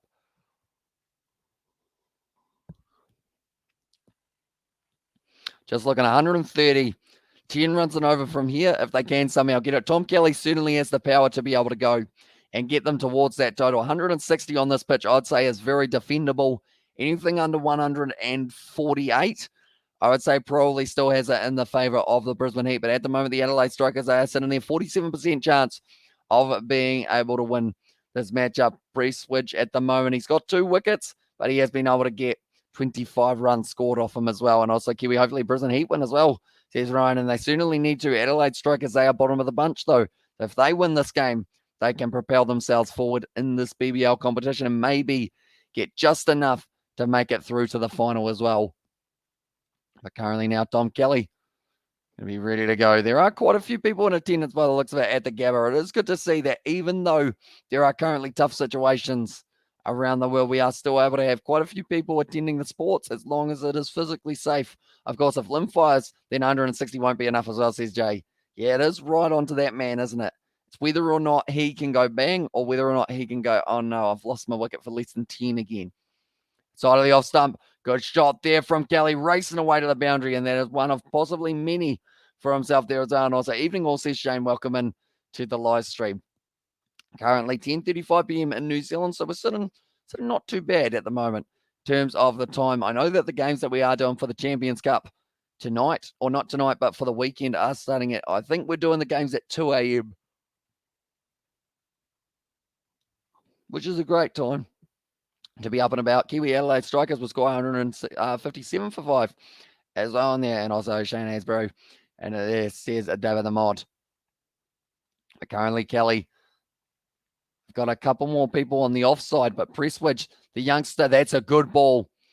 And that is absolutely phenomenal for the youngster. It seems like they are going with the wide balls outside of off stump and see whether or not they can really just make Kelly chase the wrong ball. Been watching Outrageous Fortune, a great New Zealand series as well, says Shane Ace. I think there is a follow-on from that one, isn't there? I think I mentioned it.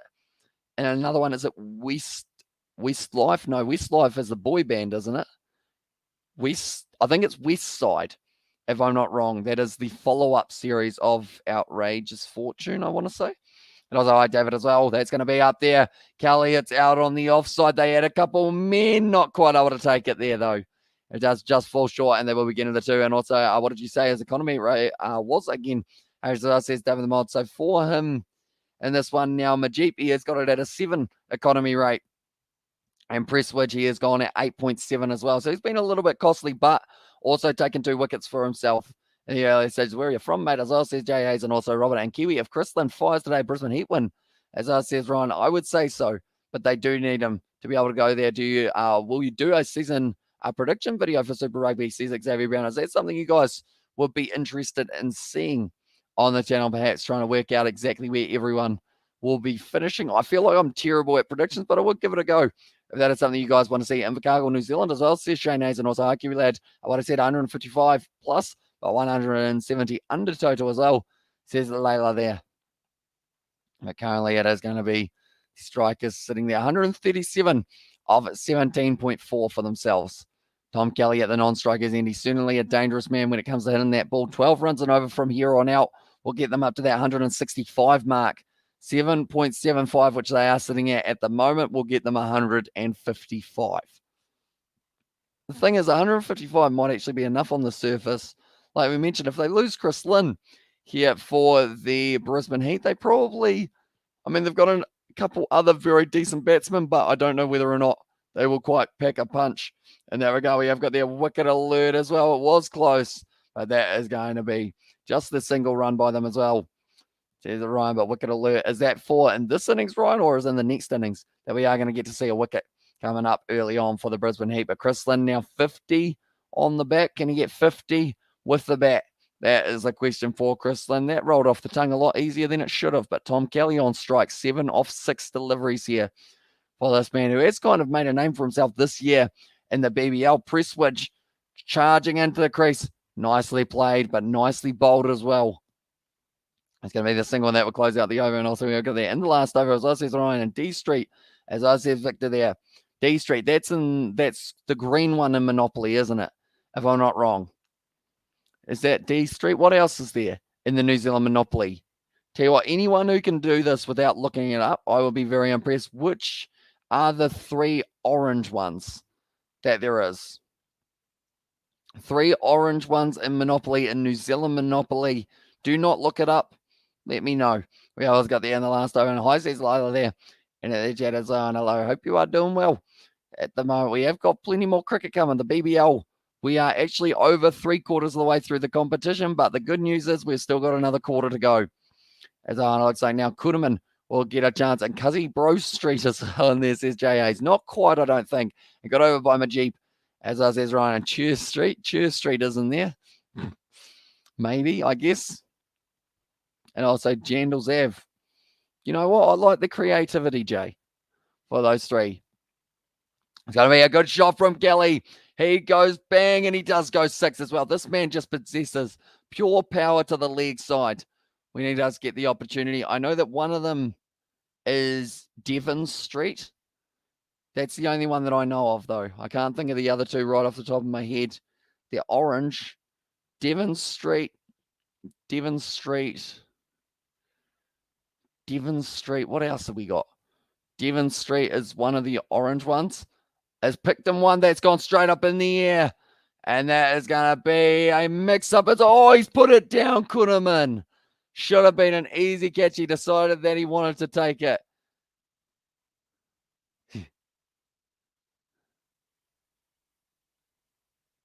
Chris Lynn there. Just said, mine. He was wanting it. Has picked him one. So says David the Mod. Is picked in there, and that's the worst one to drop, says Goodman. Just right in front of the captain. As our costly drop, and Kelly is still going to be at the middle now. Good shot from Wells. We have got there now. Brisbane Heat must win, as I says Ryan there. What else is there? There is an avenue, I believe, and it's not Jandals Avenue. Is it Picton? I'm actually, I know I said that I'm like not allowed to look it up, but I'm going to have to look it up. Monopoly, no, not Monopoly. Monopoly New Zealand edition. New Zealand edition locations. What have we got? So we go there. What is your prediction for Australia series against New Zealand? I'd say that Australia will be able to win, but I'm hoping we put up a decent chance or just a decent fight. Okay, so it's Devon Street, Rangitikei Street, Rangitikei Street, and then also it is Victoria Avenue. As Arnold Hina says, if Brisbane Heat lose, Hina will. Okay, that's not good. It was indeed instead of Joe, is it Sev's basement?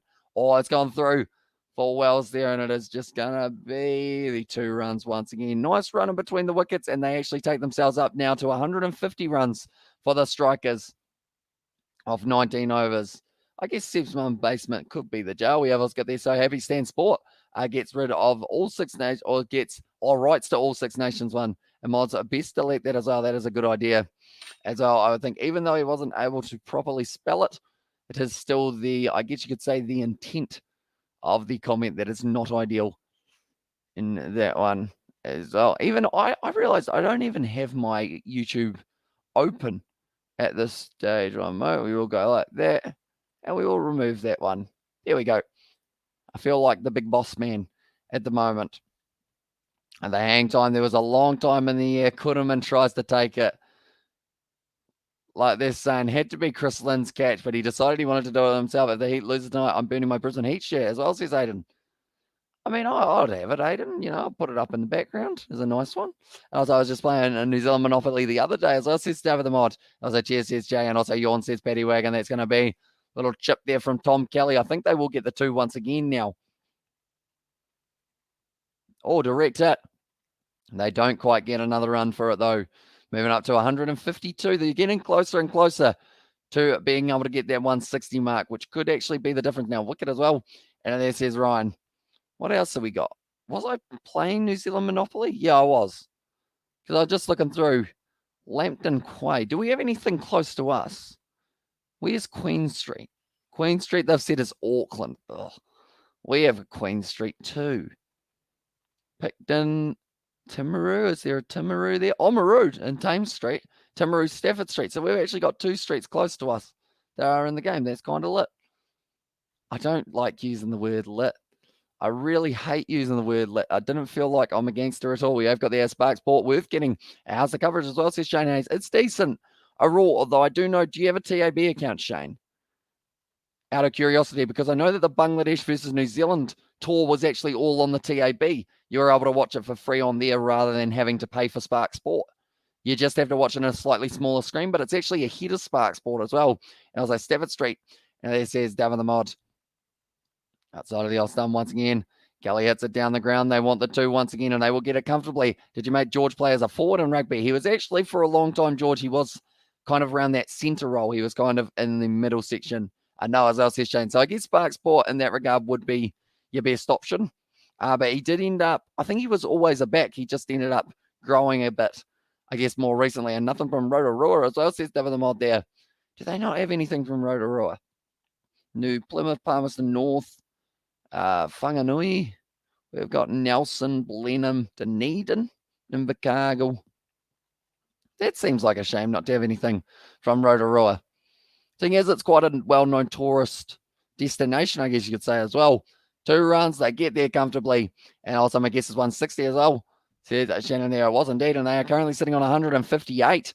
Currently in Lambton, Kikway miss the Basin Boxing Day test as well, says Victor there. And hello, sir, good evening. And the Aussies and Kiwis night, time of night, it says Naveen. So it is currently sitting 10:45 p.m. here in New Zealand. I like Monopoly, though. Have you guys played Monopoly Deal? I feel like that's the one with the little cards, isn't it? Or is it the one with the button, or Monopoly Auction, whatever it is? I used to really enjoy the auction side of it. It's outside of the off stump. That is going to be called as a wide, or is it? It's a bye. They've said that it was actually from the batsman stepping over that it was going to be considered as a legal delivery. How far over did he get? Oh. See what? It's still pretty wide, but it is counted as just the single. So I'm keeping Spark Sport for Super Rugby, Black Cats or Sky Sport for Super Rugby, and Black Cats versus Australia live on Sky Sport, January 30th as well, says Shane. Yeah, so Spark Sport seem to have all the games that the Kiwis have at home, which seems to be the same as the TAB. I think board games in my family always ended up in an argument as well, says Xavier Brown. I feel like, yeah, that is a common one. When they do end up, can they get back with a 2? They can indeed, and they get the 161 here for themselves. It's a good total from the Strikers. And have you ever done the earthquake thing when you lose, when you're losing in Monopoly? I have not. Let's play a Monopoly tournament on your channel, Amish, as well, says Aiden there. That's the thing. I've got Monopoly on the Xbox that we can have 6 people. So I feel like it would be kind of cool to have all of your guys' names as the people, and then you just let me know what you want me to click for you type thing, because I don't know how we would do it otherwise. Then all being in the same location and all having the same board, I guess. But that is going to be the end. 161. I guess 160. You did guess it after about 10 overs, though, Shannon. So you do have to try and get it just a little bit earlier on into the innings as well. And Australia versus Black Cats live on Sky Sport as well, says Shane Hayes. And yeah, so they seem to have it. Any games that are overseas are Sky Department ones, and then anything that are here, it seems to be Spark Sport. So they seem to have the home games for Spark and then the away games for Sky as well. But we'll go down and we will add the points on the board. Now we go down. Here we go. Right, what do we got? And the predictions. Can I please have 160? Was Aiden, I believe that he will be the closest here for this one. So Aiden, he went there, and he is going to get himself first place. Congratulations, Aiden. Done it very nicely there. I'm just going to have a quick look through what else we have got. We have got there 100. Oh, tell you what, it's very close in that regard. We have got there the prediction from David the Mod. We've got there the score for me 165, so that's a little bit off. 158. Nice. 158, very close. So that was Aussie Mozzie once again getting himself a few points there. And then also in third, it is David the Mod. And also it is Paddy Wagon. Nicely done, boys. Paddy Wagon, and he has got himself the third place. Nicely done. So everyone be sure to get those predictions in for the next innings. We have let's go. Their first game is very late, live from Perth as well. No Layla as on there. Is that the one that starts at 4:30, Shane? Or is that the wrong one? I know that there's one that starts relatively late. We have also got the accumulated Sebastian Gurama. What I said earlier, 155 plus total, but under 170. Look, I am winners, I said Layla, although people were a little bit more specific. They said the likes of 160 and 159 and whatnot, so they do receive the points for that one. On a little roll, says Aussie Mozzie, you are indeed. And I feel like you're slowly starting to work your way up that leaderboard. As our India versus South Africa, third and final test match in Cape Town, India all out for 23, and day 2, South Africa are 61 for 3, and Bomber takes 2 wickets, and also Yadav has taken the other one. And they're in Brisbane lose, and they make 145, and yes, says that David the Mod, 144 all out. And also we have got there 7 balls left. He is back in the heat for Jay Hayes. So there's going to be quite an even split. I'm about to sneeze, which is never fun. Also, we have got there in the do you think Division 2 for Super Rugby would work as well? I think at this stage, I don't know whether or not they would ever bring in a Division 2 side of it, but it would be quite cool to see how it does go. Strikers win by 90 runs as well. See Shannon there as prediction. That would be impressive.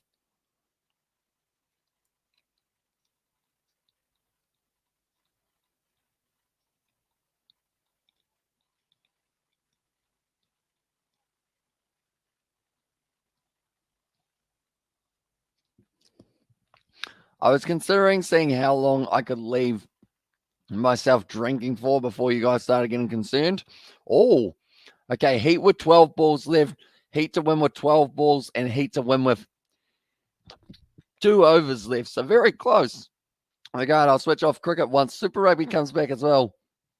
Yeah, I feel like I'm a little bit the same, although I think I'll still be covering some sort of cricket during that time. As I know, Layla, I need to predict the exact score or get close to it as well. In there, says Jay Hayes, 138.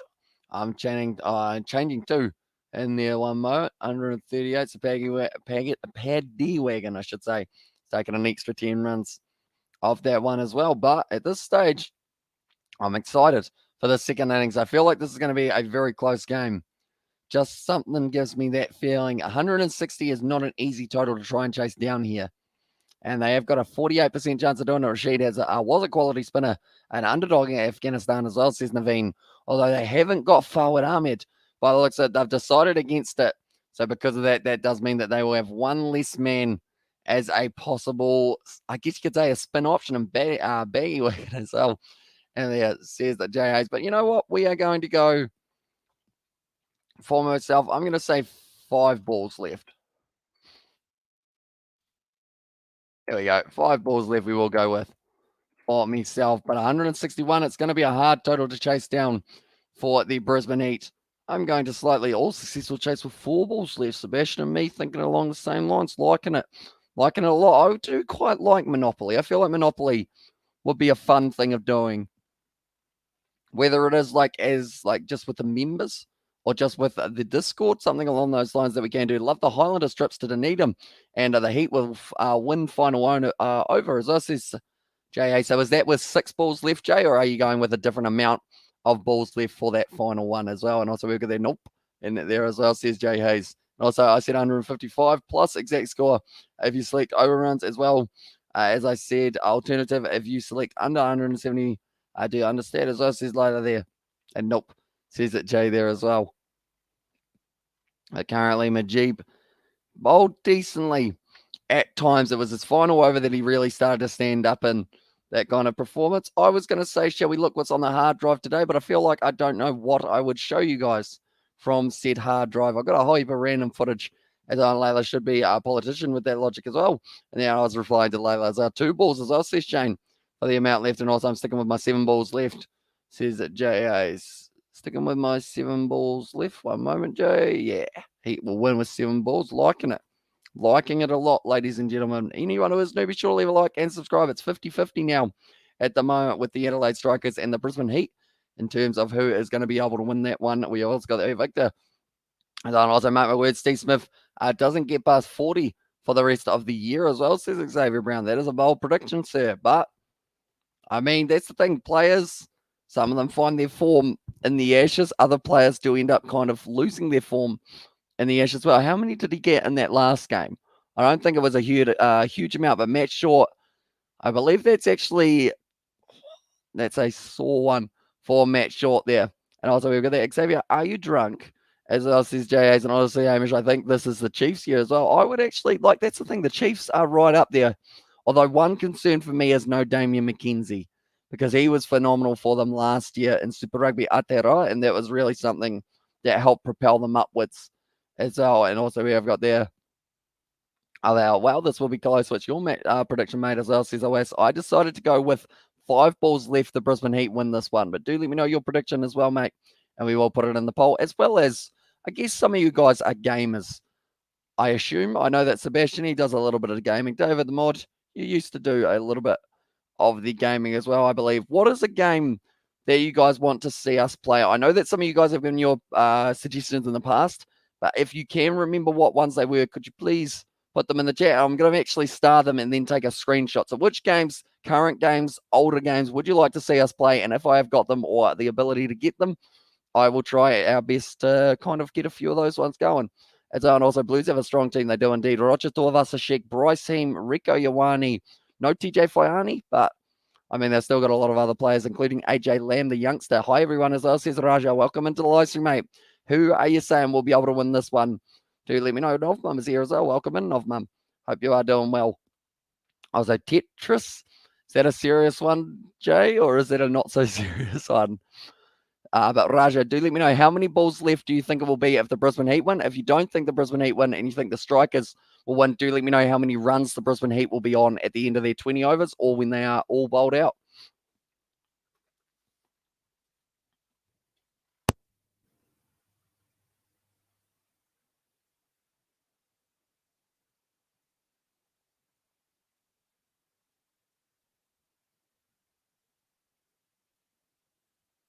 Blues number 10 as well as the other question. Who is their number 10? I assume it's going to be Harry Plummer. Harry Plummer, and also, who's the other man that they've got at the moment? There is another guy.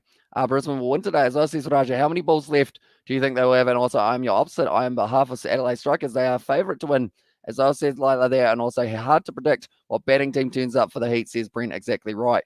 Like, that's the thing. Are we going to get to see a Brisbane Heat side that we've seen really in the past couple of years, how it's Chris Lynn going berserk at the top of the order?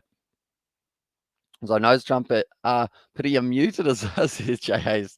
Yeah, I did decide that it would be a good idea. Brute Force and Halo, and also we have got there, I'd say Assassin's Creed and Batman Arkham for single player and Dead by Daylight, and Overcooked 2 for multiplayer as well. And Canes are pretty good too, as well. And there says Petty Wagon. How they will go. Yeah, at this stage, LA Strikers will win. As I said, Layla, so how many runs do you think the Brisbane Heat will be sitting on, Layla, if it is the Brisbane Heat who do end up losing? Do let me know. Yeah, the Canes have got some very good players as well. Jackson Garden Bishop, I think he is the one that everyone is still not completely sold on. Overall, he seems to be that guy that everyone just kind of considers as not really there, I guess you could say. And COD 4, all gillied up as well. And there says Victor, is that the ghillie suit having our group on there? And even the comments are 50-50 as well. Says always they are indeed, which is why I love kind of doing all the adding up as well. Can she score, or can she predict a score as well? And then are you doing any preseason Super Rugby if live as well? Says Shane, we will indeed be covering the preseason of Super Rugby like we did last year for the Highlanders taking on Crusaders. It's always tough working out who's who because they always change their sides. Like kind of at halftime, they take off about 14 or 15 players in some of those games, as are the Heat with 10 balls left as well from Ryan. So now at this stage, Chris Lynn, Nathan McSweeney, Lachlan Pfeiffer. Also, they have got their Ben Duckett, Sam Heaslett, Jake Lehman, Xavier Bartlett, Will Presswidge, Matthew Kuderman, Liam Guthrie, and Majip Rahman, as well as the other option. They have got Jack Wood and David Grant as the two X-Factor players. I don't believe they will be being added into the side, though, for the near future of this one. But currently, it's actually 50-50 for who is going to be able to win this one as well. But Halo and also Brute Force, I know that they are two slightly older games, aren't they? I'm actually going to look. Would you like the new Halo, David, or a classic Halo as well? Brute Force Xbox One. Do they have it on Xbox One? It is a backwards compatible game, I believe, if I'm not wrong. It could be worth a crack. We have got their Heat with 19 balls left. As also good job by the Strikers. Hope the Strikers win as well. And then there, so how many balls left not how many balls left. How many runs do you think the Brisbane Heat will get there? The two Aussie, and also we have got there. I took the Heat on this one as well. And then also I'm doing weekend trips when the Highlanders play in Dunedin as well, says Shane. And those ones, I mean, they will be an awesome atmosphere. Definitely if they're allowed full crowds, like it's gonna be absolutely insane. Like seeing the support behind those sides early on when we get to see those derbies, Highlanders versus Crusaders, Hurricanes taking on the Chiefs. Then you've got the Blues taking on Moana Pacifica. I think the Heat will get 144 as well. And there also we'll get there. Okay, let's see. As I says Layla there. Oh yeah, I've got there. They are showing Malaga returns on Friday. Wait, that's not this Friday, though. That is next Friday that the 7th is going to be taking place. So that's going to be just after the Ashes. We're going to be right back into it. Did you get my prediction? I did indeed, mate. 10 balls left. So I've decided to go with Monday. The Australian Open starts as well. There is so much sport on that my brain is going to forget all of the rules of every sport. And how do they come up with the bonus point run score as well, says Brent. So the bonus point, it is done off the first 10 over total. So pretty much whoever has more runs after the first 10 overs gets that extra point, and even the losing team can get that extra point type thing. And I think it's just to try and keep it as like a miniature game within itself. But now they are making their way out to the middle here, the Brisbane Heat. Chris Lynn and also Nathan McSweeney. And we have got there Chris Lynn versus Rashid Khan. Chris Lynn team to each and good score. So pretty much for this game, if I do have a quick look, the Brisbane Heat, how many runs would they have to chase down in this first one? I don't think it will be a huge amount because we did see a little bit of a slow start for the Strikers. So after the 10 overs, if the Brisbane Heat have more than 70, they actually need 80 runs off the first 10 overs. As Chris Lynn is out of form as well. He is indeed. But this is a good opportunity for him to come back and find a little bit more of that form that he used to have, because the thing is, he's been away for about a week. He's got nothing to lose out there other than the game. And if he does lose this game, maybe they do end up missing out on the playoff games. But yeah, they will need 80 off their first 10 overs to be able to work their way towards that bash burst point. Chris Linney's going to be at the non-strikers end. It looks like Peter Siddle and Short just discussing where they are going to be setting the field. Matt Short will have the ball in hand for this first delivery. I just showing there the light show that they have at the Gabba. That's actually very impressive as well. Light show, fireworks, flames, and all sorts there at the Gabba. Like they're saying, they're putting on a magnificent show for the crowd that are in attendance. Magnificent didn't want to roll off my tongue there, did it? Just didn't quite get the mouth to the right place. That is certainly not the right place for the mouth to be. But Nathan McSweeney here, his best is 11 in the BBL. He's going to be on strike to Matt Short. They need to start well. Chris Linney's got plenty of power. Very good against pace. Reliability, they've actually got him 4 out of 5, and versus spinny is not great. So that is why Rashid Khan will be wanting to go out there and really making them back. No yawns as well, says J.A. Starting now, of course, 162, not high score, but maybe for the Heat as well, says Malcolm. So how many runs do you think the Heat will be able to get here, Malcolm? And if they chase it down, how many balls do you think will be remaining? What did your mum think of a win as well, says Shane? She was pretty happy for the Black Caps there. It's going to be just the dot ball. And McSweeney is going to be on strike for this one. If you can concur COVID, you can concur the strikers as well.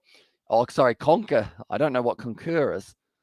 But yeah, if you can conquer them, that's going to go down the ground, and that is going to be the first single of the match. McSweeney gets it, and we have also got there. If it wasn't in a right, or if it wasn't in right place as well, and where was it then?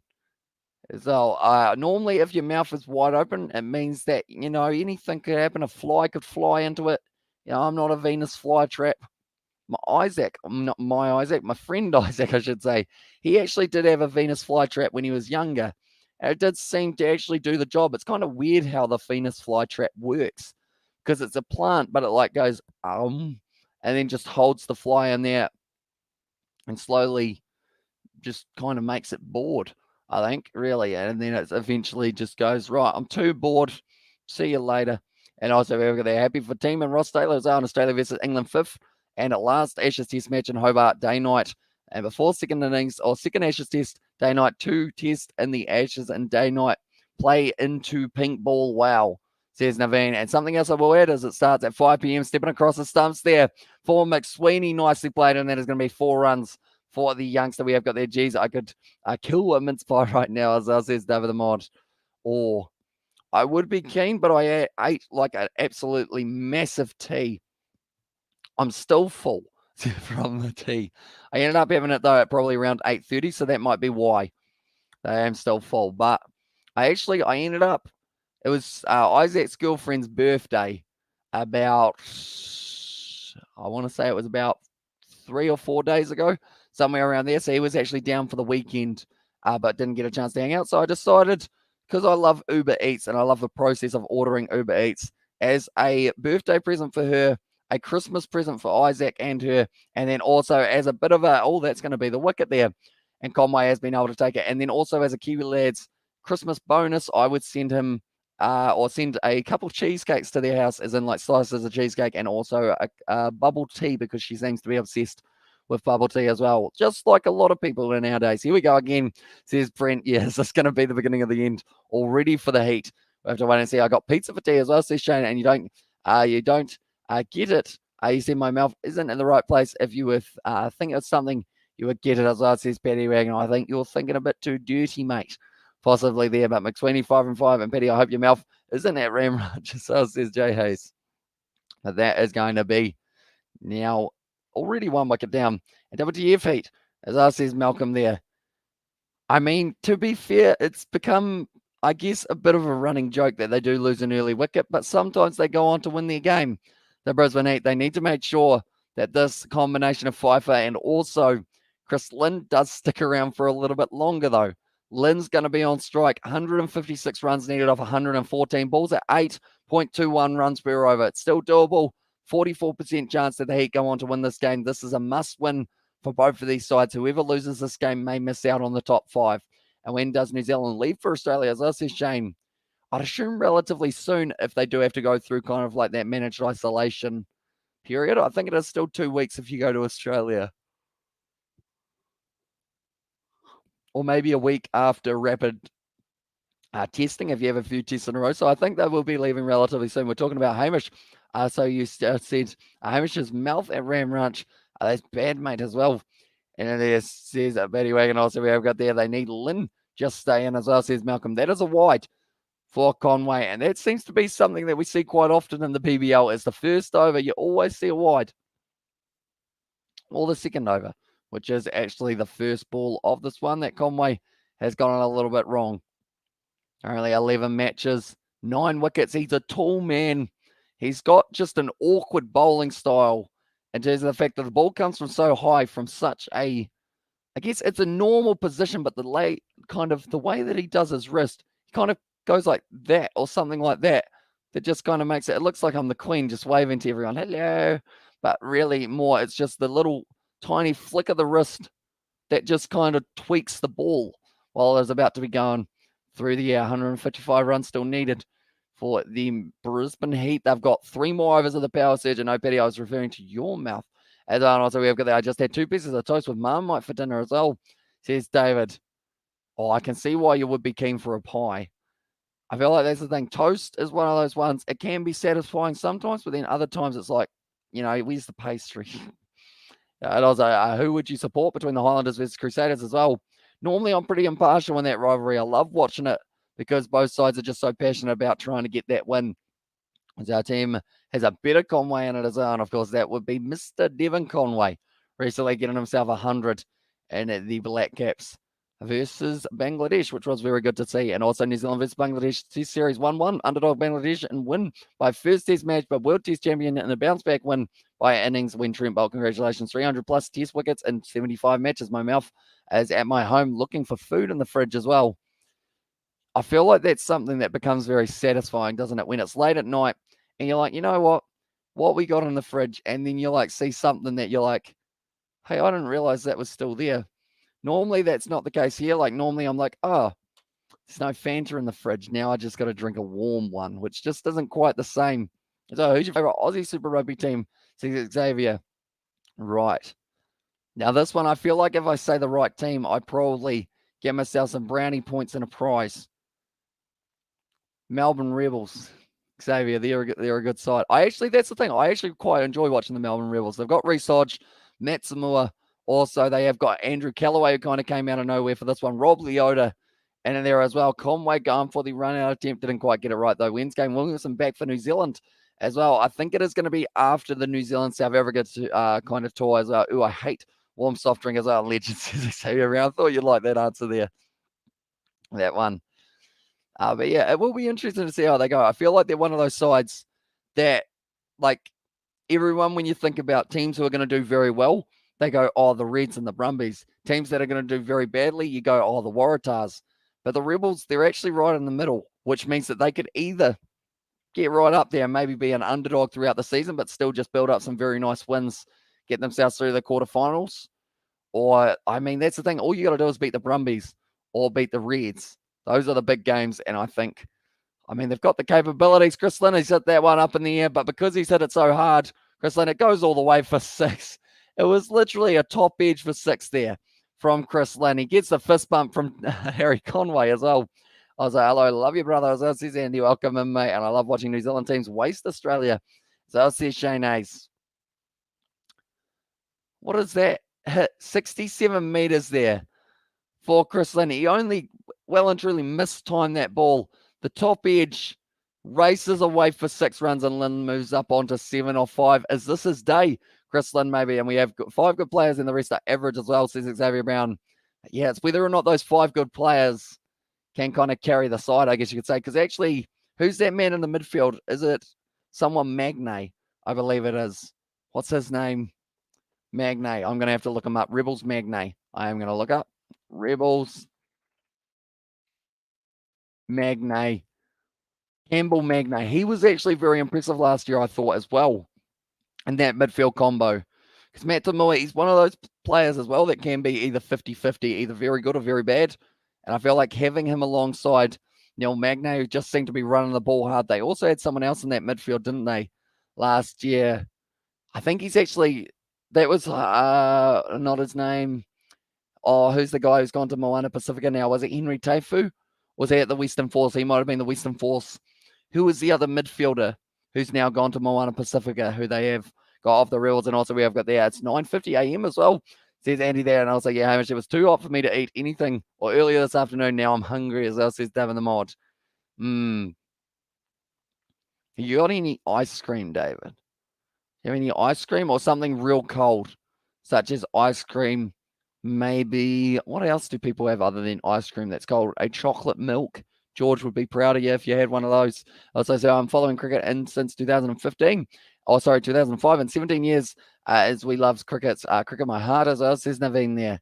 See, I feel like that was probably roughly the time that I did play my first PlayStation 2 game of cricket, but I don't think I've been on and off with the amount that I have followed cricket, but recently I've just been all over it in terms of the amount that I have been watching it. Thornton there, well fielded by Jake Weatherald. The moment 2.1 overs down, they are currently sitting. We'll go like that. Yeah, 2.1, and they are sitting on 17 for 1 now. I think his name was Mike.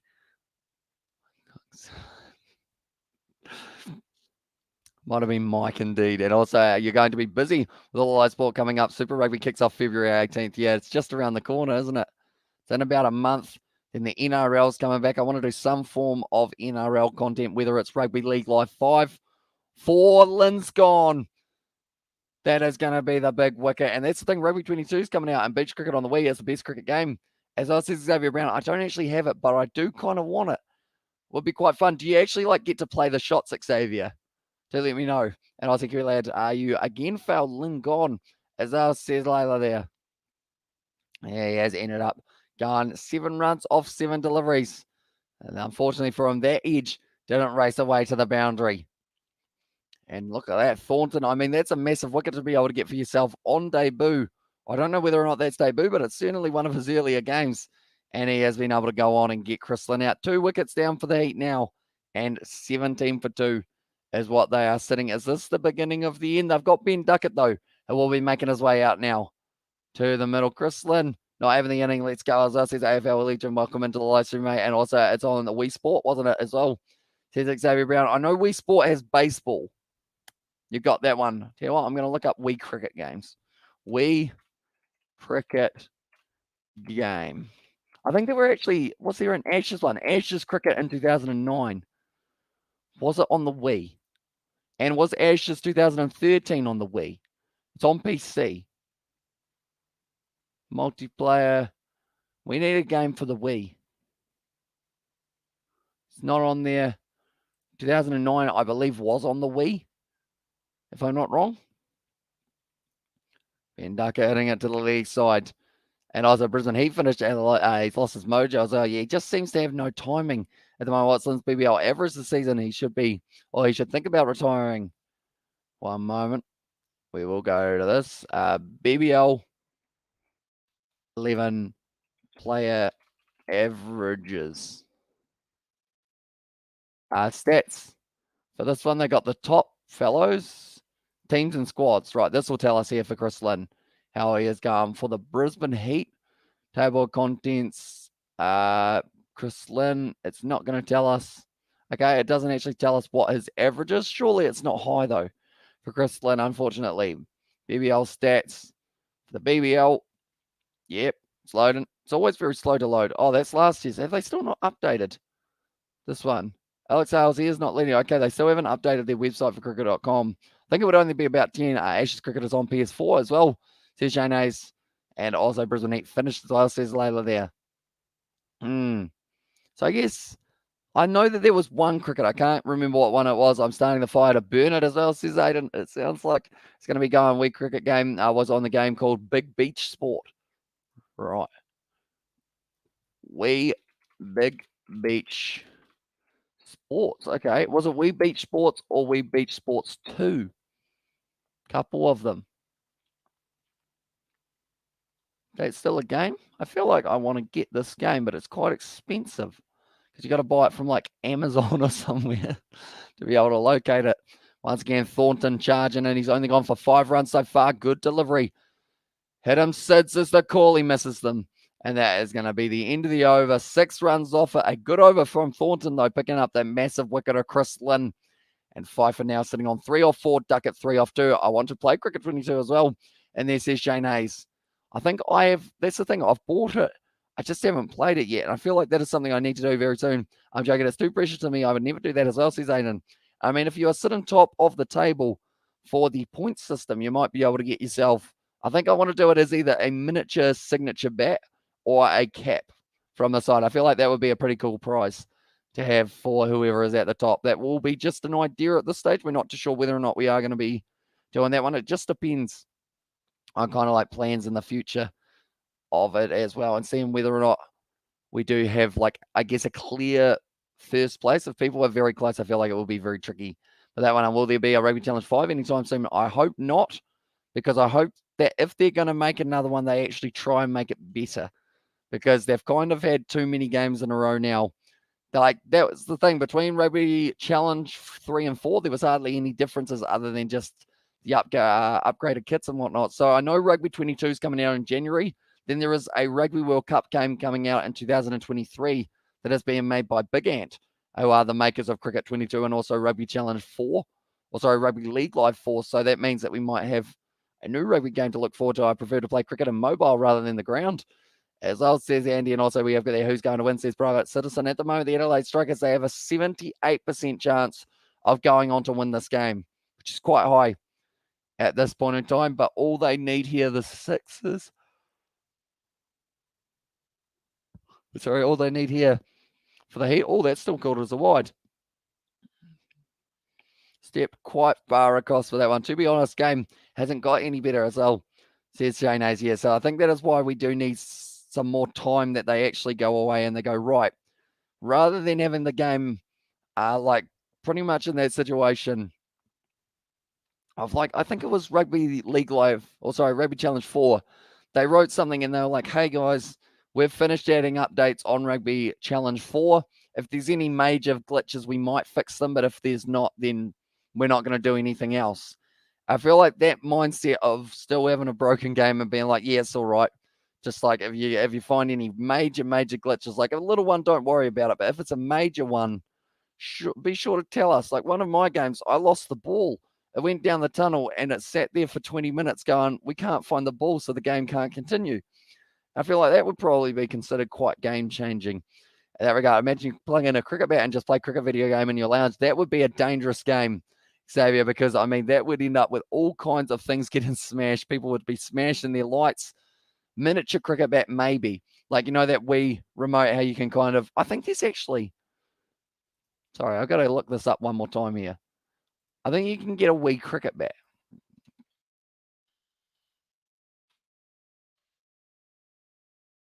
You can. It's a Wii cricket bat, and you can actually get it. And it comes with Cricket with Bonus mini Kookaburra cricket bat, and you can actually attach your cricket bat, like a miniature one, to it. As I don't know how much it would cost. It's probably going to be an arm and a leg. $8 in Australia for a Wii cricket bat. Tell you what. In stock as well. It's from Australia, from a place called Save the Children. Is that a thing? I don't think I've heard of Save the Children Australia for selling Wii appliances. And the winner will win as well. And there is Jay. I guess that is true. 130 runs off 98. So yeah, pretty much you have that miniature cricket bat that attaches to it, and then you can play your shots. Sounds like a lot of fun. I need to find the Wii maybe and get myself a cricket game. See how it goes. Or just go down to the actual cricket nets for myself. See how I go. Because I haven't played cricket in a very long time. And I kind of want to attempt it one more time. See whether or not I get smacked with the ball or whether I go all right. Oh, leg sider. Going to be whipped away there by Pfeiffer. And he will be moving up now into double figures. 11 runs of 7 deliveries now. We always got there Bring On Super Rugby as well. And this is Jane Hayes and I supporting the Adelaide Strikers. This thing for who he thinks will be able to win this game. But currently 3.5 overs down the power play. They've only got one more ball. They're actually ahead of what the Strikers were at this point in time here for the Brisbane Heat. Harry Conway Going to be still going. See the Adelaide Strikers, they're still 56% likely, but Duckett and Pfeiffer here. They are two men who can change this game for the Heat. Now Conway going around the wicket, plays it nicely, taking the single as well. Going to be an attempt. Oh, it's a direct hit. Player was in though, and that will be the end of the over now. 4 overs down, and would EA or 2K ever make a rugby game? I don't believe so. Because I know that EA, back in the day, I don't think they actually made the rugby game. They just actually published it. It was actually all HB Studios who made Rugby 08, but EA kind of had the final say of putting it out there. I thought I heard the other week. So it's an interesting one that, I mean, EA, I wonder whether or not they would try and add like an ultimate team or something like that. 2K, I mean, I think at one stage they were rumored to possibly try out a rugby game, but I think it was just a rumor and they did decide in the end against it. But it's just one of those ones. If rugby gets a little bit bigger, then these American big companies and also kind of the other companies will be like, hang on, maybe we should give this a go. What happened to Nathan McCullum? I believe he's still on commentary, is he? I know Brendan is. I think Nathan McCullum still does the occasional commentary or something along those lines. And actually, he has been playing in the Black Clash, which is the upcoming one that will be taking place between Team Rugby and Team Cricket. That will be happening very soon here in New Zealand. But now Short bowls it. A little bit leg side-ish, almost. It is going to be the dot ball, though, only going for the 6 runs of his first over. That's not a yawn, Jay. I was just closing my eyes and stretching my jaw. But currently Short. He was able to get that first wicket, though, of Nathan McSweeney. Was caught by Harry Conway, who looks like he's going to be a threat for them in this season as well. Short bowls outside the off stump. He decides to hit it to the leg side there. Pfeiffer, and not just that, he's going to hit it very close to the boundary, but well fielded in the deep. Brett Lee ordered dominoes yesterday in the earlier game, as says Aiden there. I mean, it's a decent choice, dominoes. If it's available and they are going to deliver it to you, you might as well. January 22nd as well, and there says Shane Hayes. So that would have been the game between the Perth Scorchers and the Melbourne Stars, I believe, if I'm not wrong there, Aiden. Straight to Peter Siddle, no run off that one. It seems like if you've got those spinners, they are definitely going to be the ones who can pack that run rate to then open it up so that your pace bowlers can take more wickets. So what did he get as well, says J. Hayes? That's actually a very good question. I feel like just to annoy people, he would have probably gone in the Hawaii and get some pineapple on that pizza, see how he goes. Kind of see the reaction from the general public. Some people love pineapple on pizza. Some people hate it. I've noticed there's not real, there's a couple who are in between who are like, I mean, I don't love it, I don't hate it, but I'll eat it if it's there. I feel like that is the case with most types of pizza, though. And would you rather face a ball from Mitchell Starc or have Taniela Tupou run full pace at you? That's a tough one. I would say I would rather have Mitchell Starc Mitchell Starc bowl a ball at me. And also, I love ham and pineapple as well. And what do you do in the spare time as well? Or in your spare time, says Shane. I don't actually get a huge amount of spare time lately with the cricket season, just with test match cricket and everything along those lines. But if I do get a bit of chance, I like to play a little bit of Xbox with a few of the other Kiwi lads. Also, I went golfing the other week. I'm hoping to do some fishing at some stage as well, just to keep me out and about as well and just kind of keep on ticking over kind of the outdoorsy side, because I haven't really been outdoors too much in 2021. So 2022, I would like to kind of expand on that a little bit more. But the reason I say Mitchell Starc is because I can put on an arm guard, I can put on a helmet, whereas Taniela Tupou charging straight at me, it's just me and him.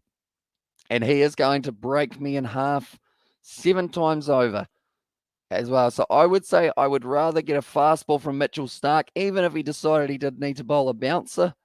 I would still be willing to risk it because of the fact that at the end of the day, it's kind of one direct impact to one part of your body. Taniela Tupou running over the top of you is impacting many regions of your body. You could end up with a broken leg, a broken arm, a concussion, teeth knocked out, all in the same kind of movement from Taniela Tupou. And some people love pineapple on pizza. Some people have good taste. As well as Sebastian there.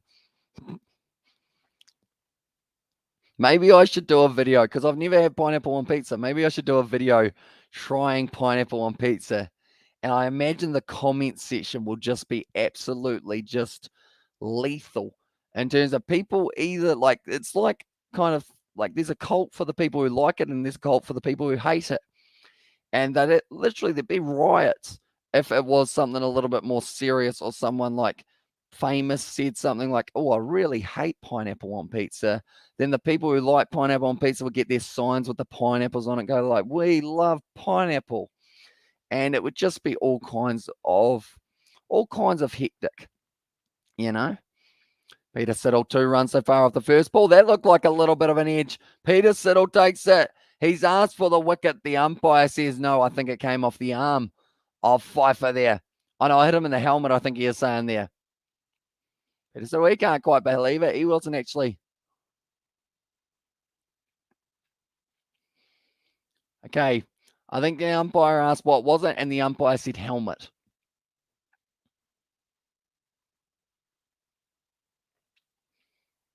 Off the helmet for that one. And also we have there sweet mate pizza is supposed to have, or isn't supposed to have sweet ingredients on it. Only a cookie pizza, because I know that those are a thing, but then that wouldn't make sense to have a cookie pizza without the, I guess you'd say, without the chocolate and whatnot. As it would stir up all the Karens as well, says J. Hayes. It would. It would. They're very passionate about their pineapples. I mean, I like a pineapple. Don't get me wrong. A pineapple's quite nice when it is.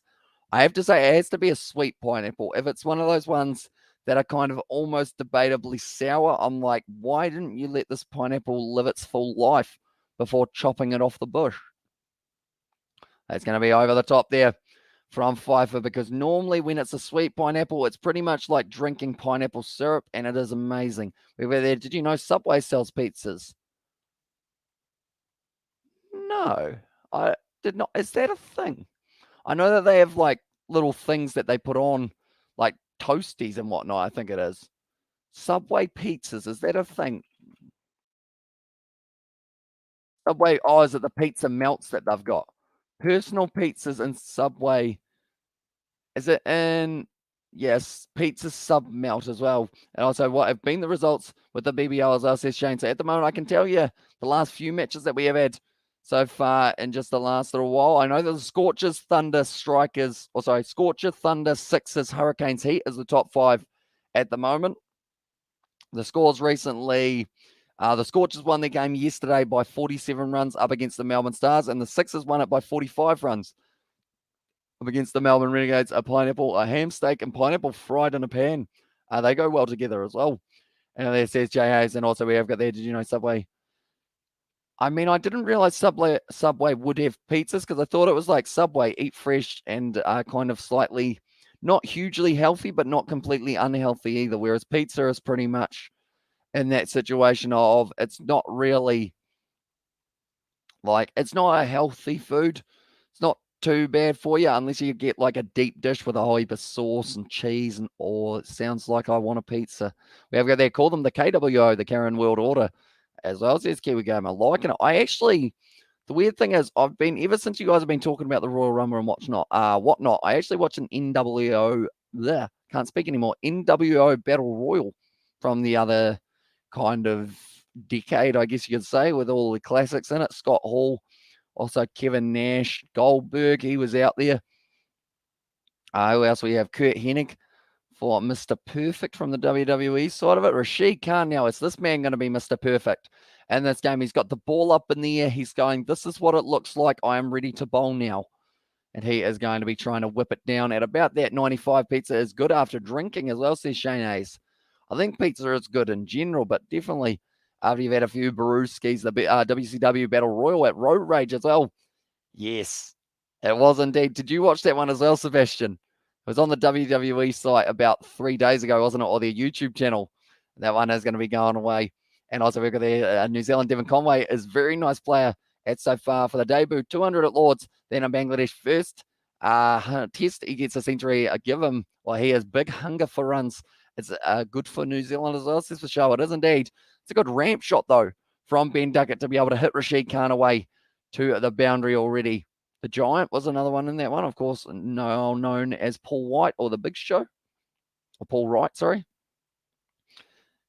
Now going forward nicely. These two at the crease here, Pfeiffer and Duckett as well. And also we've got there Kurt Hennig. I was a man, the monster he used to get beat up by, as says Victor there. And also it was great with all the bikers in the crowd as well. It was NWO versus NWO, a Wolfpack versus Goldberg as well.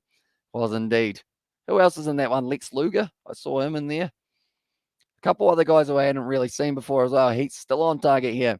Says JA's. Yeah, it's looking all right at the moment for the Heat. They need 8.07 runs per over now. I realize I haven't been updating my scoreboard. There we go. That should do it. Yes, it is. And also, would you include Devon Conway on Australia tour? I think so. As long as you tell him right, Devon, if we lose, don't punch your bat. Because if you do that, you're going to get yourself another broken hand. We've got there Paul White is now in AEW. He is indeed. And also we've got there Rashid Khan as well. This is his last game for the Strikers they just announced. Is it actually? I must have been talking too much. Oh, because I know Mohammed Nabi actually went back to Afghanistan very recently as well. But I mean, that's the thing with Rashid Khan. If they lose him, I'm going to have to change my thumbnail. No, that's not the main concern, of course. But Rashid Khan, if this is his last game for them, like, what are they going to do without him? He is one of the players who has been very economical for them throughout this whole season. So if he is going away, I would say that takes away any chance for the Strikers of being able to qualify for the final. That will be the end of the over. 11 off for Rashid Khan. It was Road Wild, actually, not Road Rage, as on there, says Sebastian. Now 104 runs off 78 balls. 8 runs per over required. 5 are sitting on 21 off 21. Duckett sitting on 19 off 9. Take Finn Allen as well. Yeah, he is a good option to be able to have there. Definitely for the shorter format. He's still young. He's still scoring runs, no matter the format he's in at the moment. He's just going, I'll just tick over a 50 every once in a while. And by every once in a while, I mean pretty much every single game that man plays. So he is certainly an important asset. Definitely with Ross Taylor retiring very soon. You do need to have him there. We've got Chris Lynn. At the moment, someone is impersonating Chris Lynn. At the moment, also Peter Siddle. They've got their interesting ones for their costumes. The most hated Australian Super Rugby team is the Force because they have $1 billion backer, Twiggy Forrest. He gives them lots of money, and he's made his money. He has made his money badly as well, says Xavier Brown. Okay, is that why people aren't really getting behind the Western Force? I know that they've lost a lot of players recently. All of their Argentine players have gone back overseas.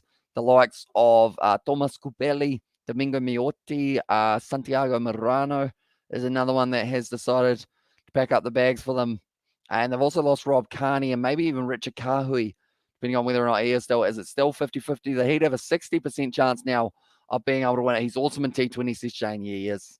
And I'd like to see that next step up for him going up to international level because I feel like he could do pretty well. So it's a close game tonight, I think, as well, says for show. I believe it will be. I think it's going to be going down to the wire. Nicely played there by Ducker. He wants a single. He has to run hard, but he does get there nicely for himself. Now only 76 balls to go. This game, I've noticed ever since watching Test match cricket, like T20 games disappear just straight away. It's going to be a fun day, though, for week 8. On the Wednesday, 19th of January, we are going to be doing 3 games in a row. The Heat versus Scorchers, the Thunder versus Renegades, and the Stars versus the Hurricanes. Boom, boom, boom. That is going to be all of the Big Bash that we are covering for the day. It's a good Yorker there. A little bit of a misfield from Rashid Khan. And they will get through for the single. Once again, we always get a famous villain name as well. And they're the first Indian superhero as well. So the World Darkness defeat lost Sarktam as well. And there says Naveen, there you go. Little bit of a history lesson for the day there as well. I'm sure he has played for New Zealand as well. Says Shane Hayes. Says he played for them in the past. I'm going to look at it as well. He actually, now that you say that, he might have had 1 or 2 series, didn't he? One moment. Finn Allen. NZ stats. T20 internationals, he's had 6 matches, 6 innings, 156 runs, 71 as his high score and his average of 26. When was that? That was in 2021 that he did get the opportunity. He's actually born just a little bit before me. He's only 22 years of age at the moment. And yeah, I feel educated now as well, says Sebastian. Me too. Thornton, good ball. Once again, hitting it now out to deep cover. Single once again. Now, to win, they need 100 runs off 73 balls. And also, I will mention, to get the bash boost point from 12 balls, they will need 18 runs here to be able to go on. Or actually, it's 18 from 13 deliveries to be able to get themselves that bash boost point. Every point is crucial. Even losing this game for the Heat, if they get this bash boost point, they will still go ahead and keep their 5th place position. Take him to Australia. He's in great form as well. And also, we've got there Amanesh. Do they give it as out? No, they don't. But that is the end of another great over from Thornton. And that is going to be 62 for 2. This man is still young as well, Thornton. And he is coming for Wes Agar, which is not easy boots to fill. Peter still hasn't even given him a smile. Give the man a pat on the back. No, you're probably not allowed to do that. You have to do that instead, so that he knows that you're patting him, but you're not really patting him because you're not allowed to touch your teammates. That's the rule. If you've got the gloves on at the middle, you're allowed to touch them. But if they haven't got the gloves on, not allowed to go near them. But Rashid Khan now back into the bowling attack. He actually ended up going for 11 runs of his first over. Economy of 6.37. Although the big thing for Rashid Khan is the fact that Majip actually had a very similar start. He went for quite a few runs in his early stages of his overs. I think he went for 9 off the very first one. They are just showing there that Rashid Khan, there's no difference in the way that he bowls his googly and his wrongin. It's just everything. His wrongin and his classic leg spinner. You can touch a koala, but not your teammates, says J.A. is exactly right. You're probably likely to catch less off a run out here.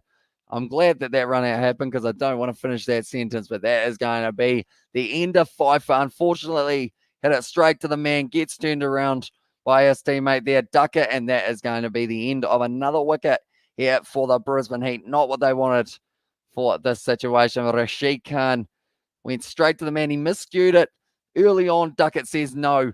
He was already committed to the run there, Pfeiffer, and he was out by about 3 or 4 meters. Shaktaman versus Tamraj Kilvish as well. And also we've got the New Zealand ODI series for Australia Tour. When the team flying to Australia as well, when the team selection of Australia Tour as well, says for sure. I believe it will be just around the corner, maybe next week or later this week. They will end up deciding who they're shipping over there. They'll probably have a couple extra men out there just in case, because of course you don't want to risk it, but there will be a hit to whoever Super Smash teams are going to be taking few players away, because I mean, you've got the likes of a Lockie Ferguson. I'd like to think that the way that he's playing at the moment would earn him a spot. Did you end up playing golf as well, says Shane? I did indeed. Not last night, the night before. Or was it last night? When did I go golfing? The night before last night. I did actually go golfing, and you won't believe me, Shane, but my parents, they will be able to back me up here. I chipped in from about 40 meters out, straight in the hole, but then the very next hole off the tee, I hit it over the fence with a massive slice, and that ball never to be found again. That's an edge there of Easler. Rashid Khan picks up the wicket now, and that is a wicket to his name rather than just a run out. And Rashid starting to try and tear through this Brisbane Heat lineup. Like I mentioned earlier on, they cannot lose that man when it comes to trying to make it towards the final department. Catching him on the crease. Because I know that Rashid Khan, actually now that I think about it, is that for the selection up against, who are they playing soon? Is it Bangladesh or is it Zimbabwe? There's someone that Afghanistan have got an international, so perhaps that is why Rashid Khan will be returning as well. But he's lit. He is going to be gone for the Golden Duck. He didn't really stay out there too long, unfortunately. But that is now going to be the end of. He's let Lemon now making his way to the crease. Lemon, I keep on calling him Lemon, but that's all right. He's got a lemon-coloured handle, so he's just asking for it. Now, he actually did some very nice fielding in the first innings. Rashid Khan, though, the wrong-in is lethal from that man. And also we have got there the poll, like my score, not looking too flash as I says Victor there. Yeah, I know that the Brisbane Heat were very popular in that one, Naveen, with the spoiler, as Rashid Khan out for duck as well.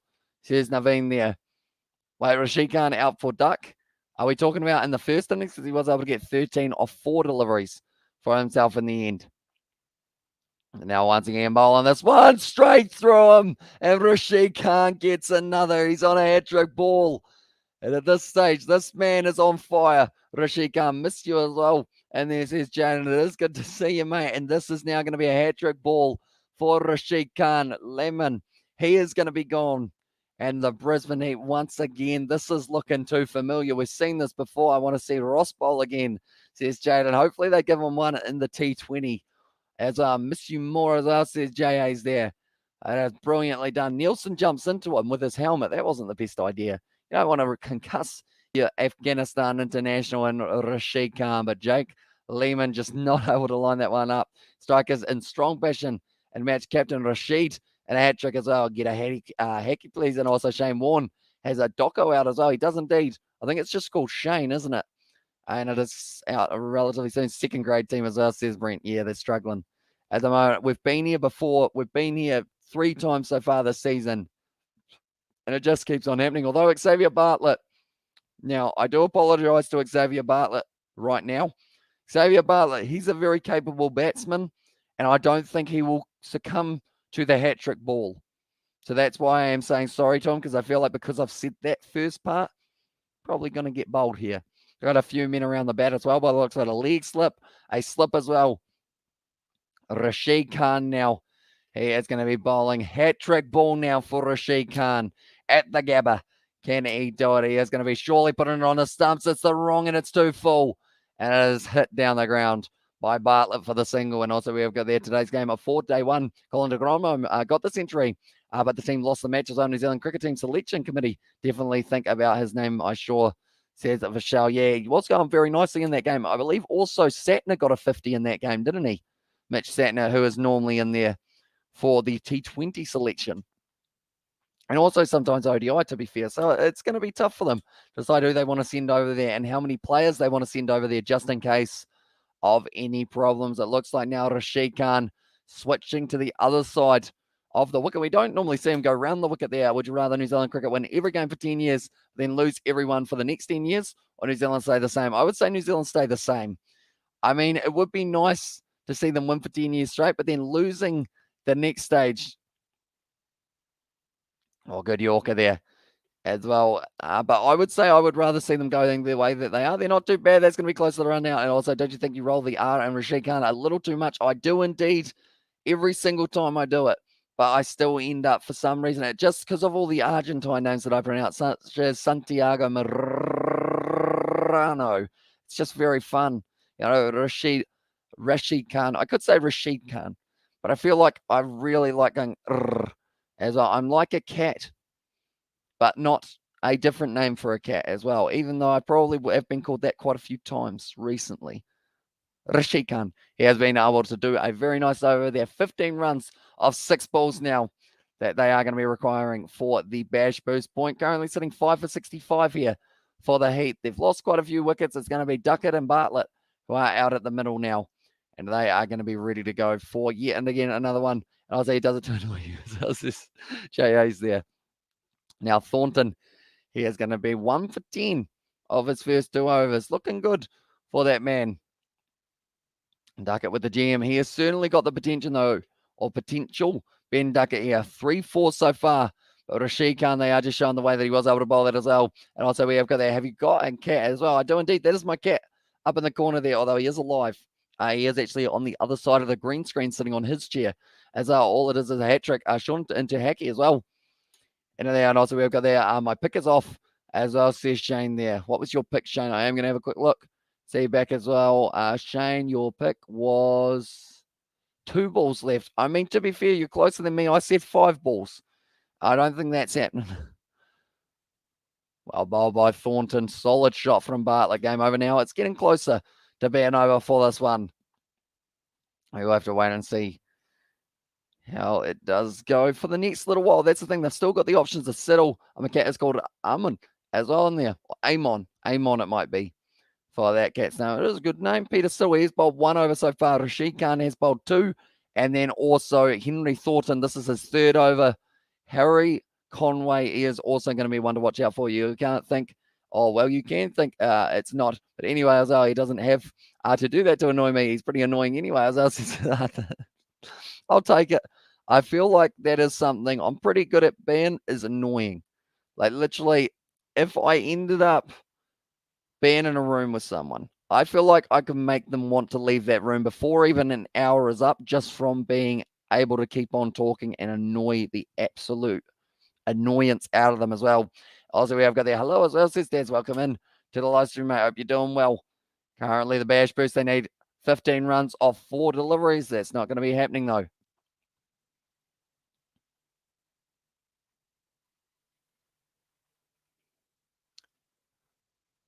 At the moment. Okay, so they've just said that Thornton's last name has about 5 different initials beforehand as well. It's a long name for Henry Thornton. I'm glad that I've shortened it to that, though. And that is what they have got written on air as well. It's going to be nicely bold. Straight out to the man at cover. And hello, Wagon Wheel. And who's calling the game as well? I believe they've got, I can't think of his name, but he's the Baldur guy with glasses. Brad Hodge, and then also Damien Fleming, I believe, is the other one that they have got. But Henry Thornton, if we look him up, his name is, as they have just shown, it's Henry Thomas Raphael James York Thornton. If you want to be specific, his birthday was the 16th of December. Close to mine. But now Thornton once again charges in. He's a good bowler. The way that he does bowl, he gets about 145 Ks on that one. Peter Siddle is able to field it, and that is going to be now the Bash Boost point definitely secured for the Adelaide Strikers. So they move up just a little bit closer to being back in this one. They're actually tied against the Stars now, but because they have a better points differential, or the net run rate, sorry, it does mean that it is going to be popping up, and the Stars are in last. How many notes does one bloke need as well? I guess that's a good point. And Chris Lynn is the ball guy. No, not playing, but on the commentary side of it. Wait up. BBL commentators. Andrew Maha. Andrew Maha is the man who I was thinking of. Although he's not actually completely bald, I don't think. But slightly balder with glasses, I believe, is the man who is out there. But that is going to be the drinks break. Already 10 overs down into this one, and it is going to be 67 for 5. So at this point in time, the Strikers, they were sitting on 1 for 79. That's quite a difference between these two sides. I said that in a very posh way, that it is quite the difference, but that is all right because it is going to be almost midnight. So I feel like if your posh accent comes out at midnight, it's all right. It's any earlier than that. If you're English, it's fine. If you're not English and you still have an accent, then that is also fine. Drinks break. Drinks break. We better have a drink.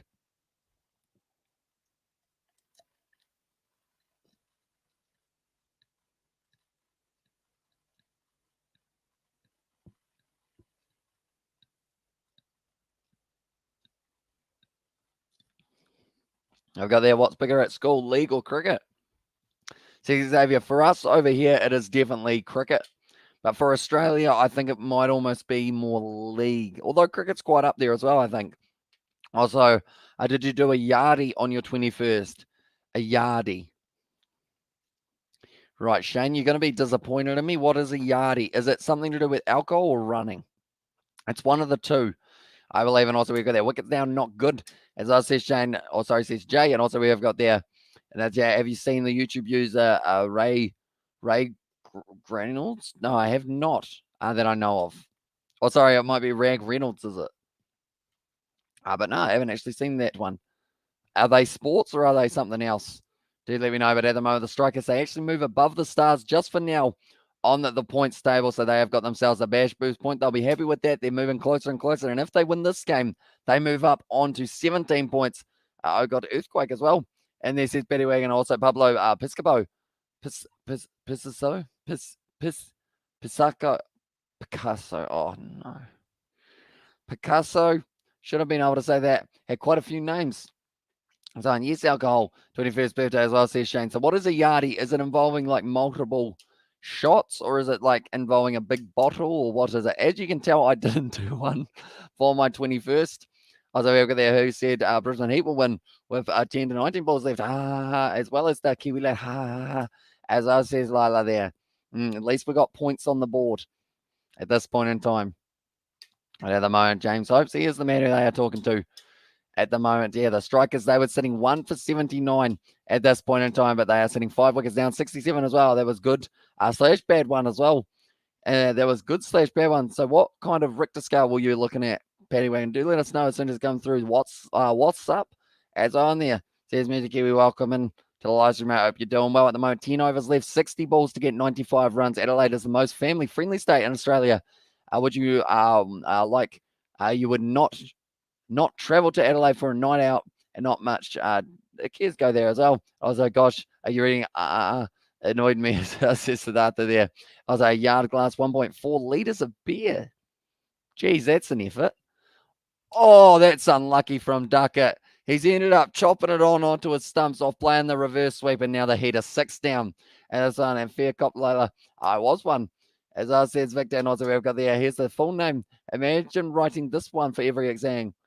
Pablo Diego Jose Francisco da Paula Juan Nepomuceno Maria de los Remedios Capriano de la Santisma Trinidad Ruiz y Picasso as well. Even abbreviated, that would be a lot. You'd be Pablo GJFPJNMLRCDLSTRY Picasso. As also we've got there, Matt Shaw, you legend, says Guy Broom. Also magnitude 5 as well, so that's a relatively big one. Up in the Palmerston North region, I believe you are, Paddy. And also we've got there, you made a video saying that Australia does not exist as well. When you go to Australia, you're really in New Zealand. And are you on a drug called creatine? Creatine, I think that is.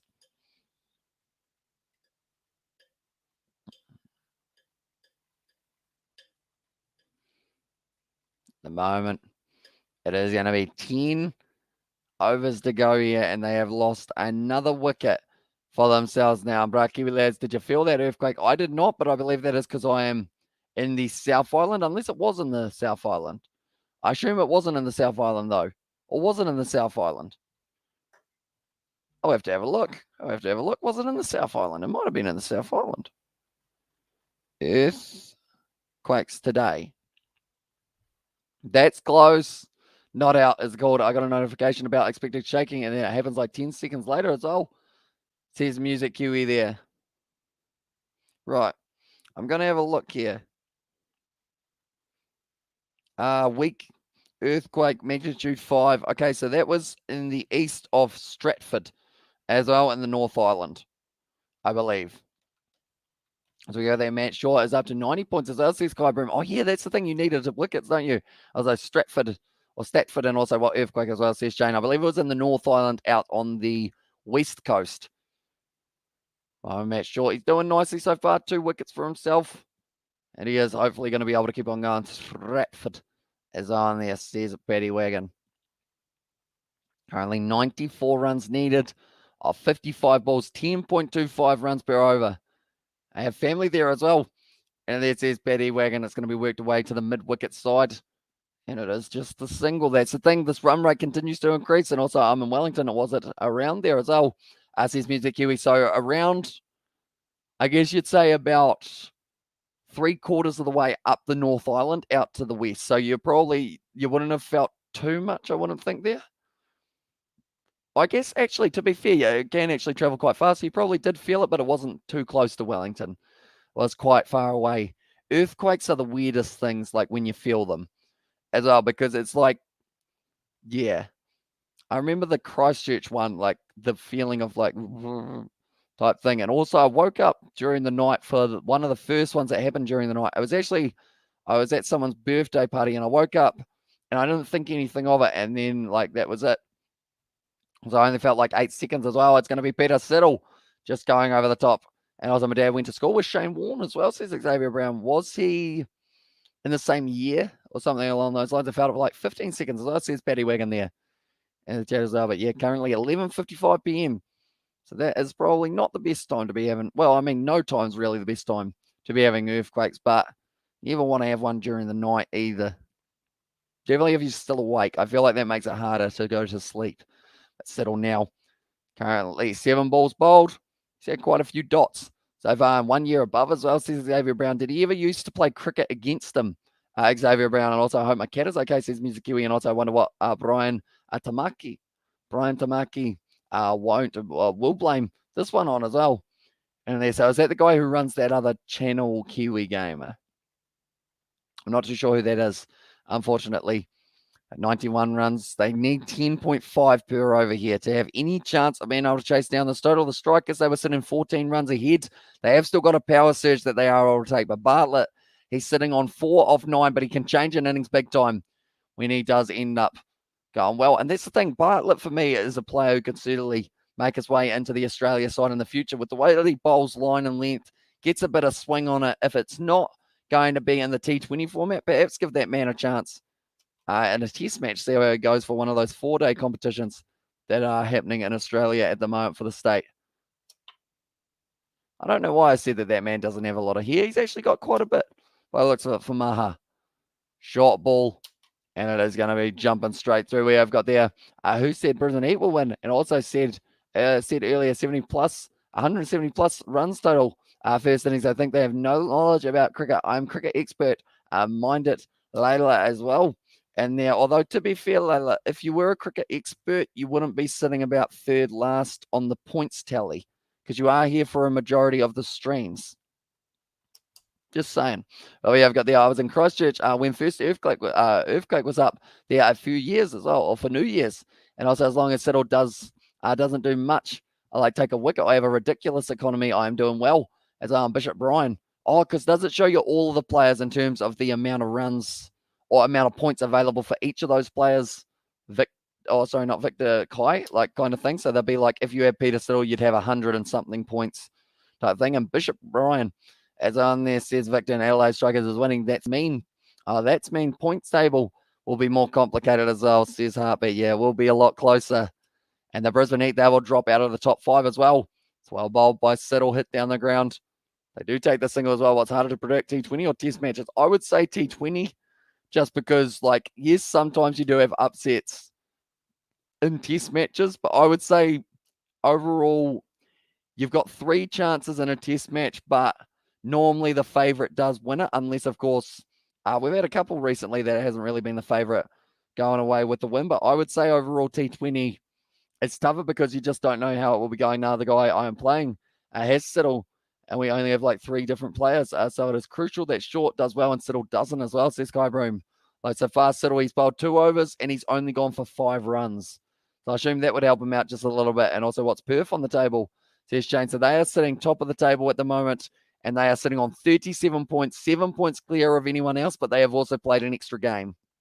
But they're still sitting extremely nicely, only losing their 2 games so far, both up against the Sydney Thunder, which is an interesting one. And like they are showing there, the googly and the leg spin. Rashid Khan, he's got all the options as well, and also test matches as well, says Frank there. And now it is going to be Rashid Khan. Does get hit away to the leg side just for the single from Bartlett. Sitting there 5 runs off 13 deliveries. He's going to have to start getting going. But then saying that, Presswidge at the other end, he's sitting on 0 of 4 per smash as well. It was Jay. They're going good at the moment. Perth, they seem like, even though they've lost Colin Munro, even though they don't have Mitch Marsh, even though they don't have Josh Inglis, even though they don't have Jason Behrendorff, they're still winning games. And that is showing a lot of depth for those guys as well. Jono Wells there giving the thumbs up. That's going to be just the dot ball there. We'll put that over there. I was kicking something and I wasn't sure what it was, and I realized it was my card. Oh, he goes for it. Presswidge there. There's a man out there straight to him, and Rashid Khan does get himself another wicket.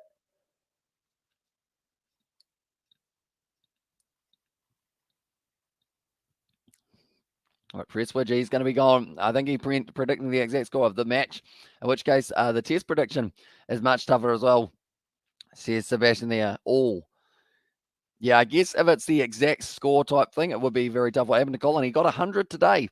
I did see, but Colin Munro, he's going to be possibly in contention of being able to get selected for this next one for the series, but we will have to wait and see whether or not they decide to go with him. I think it will be the Sixers second, and they will beat the Scorchers to reach the final in Perth versus Thunder as well to go through to the final.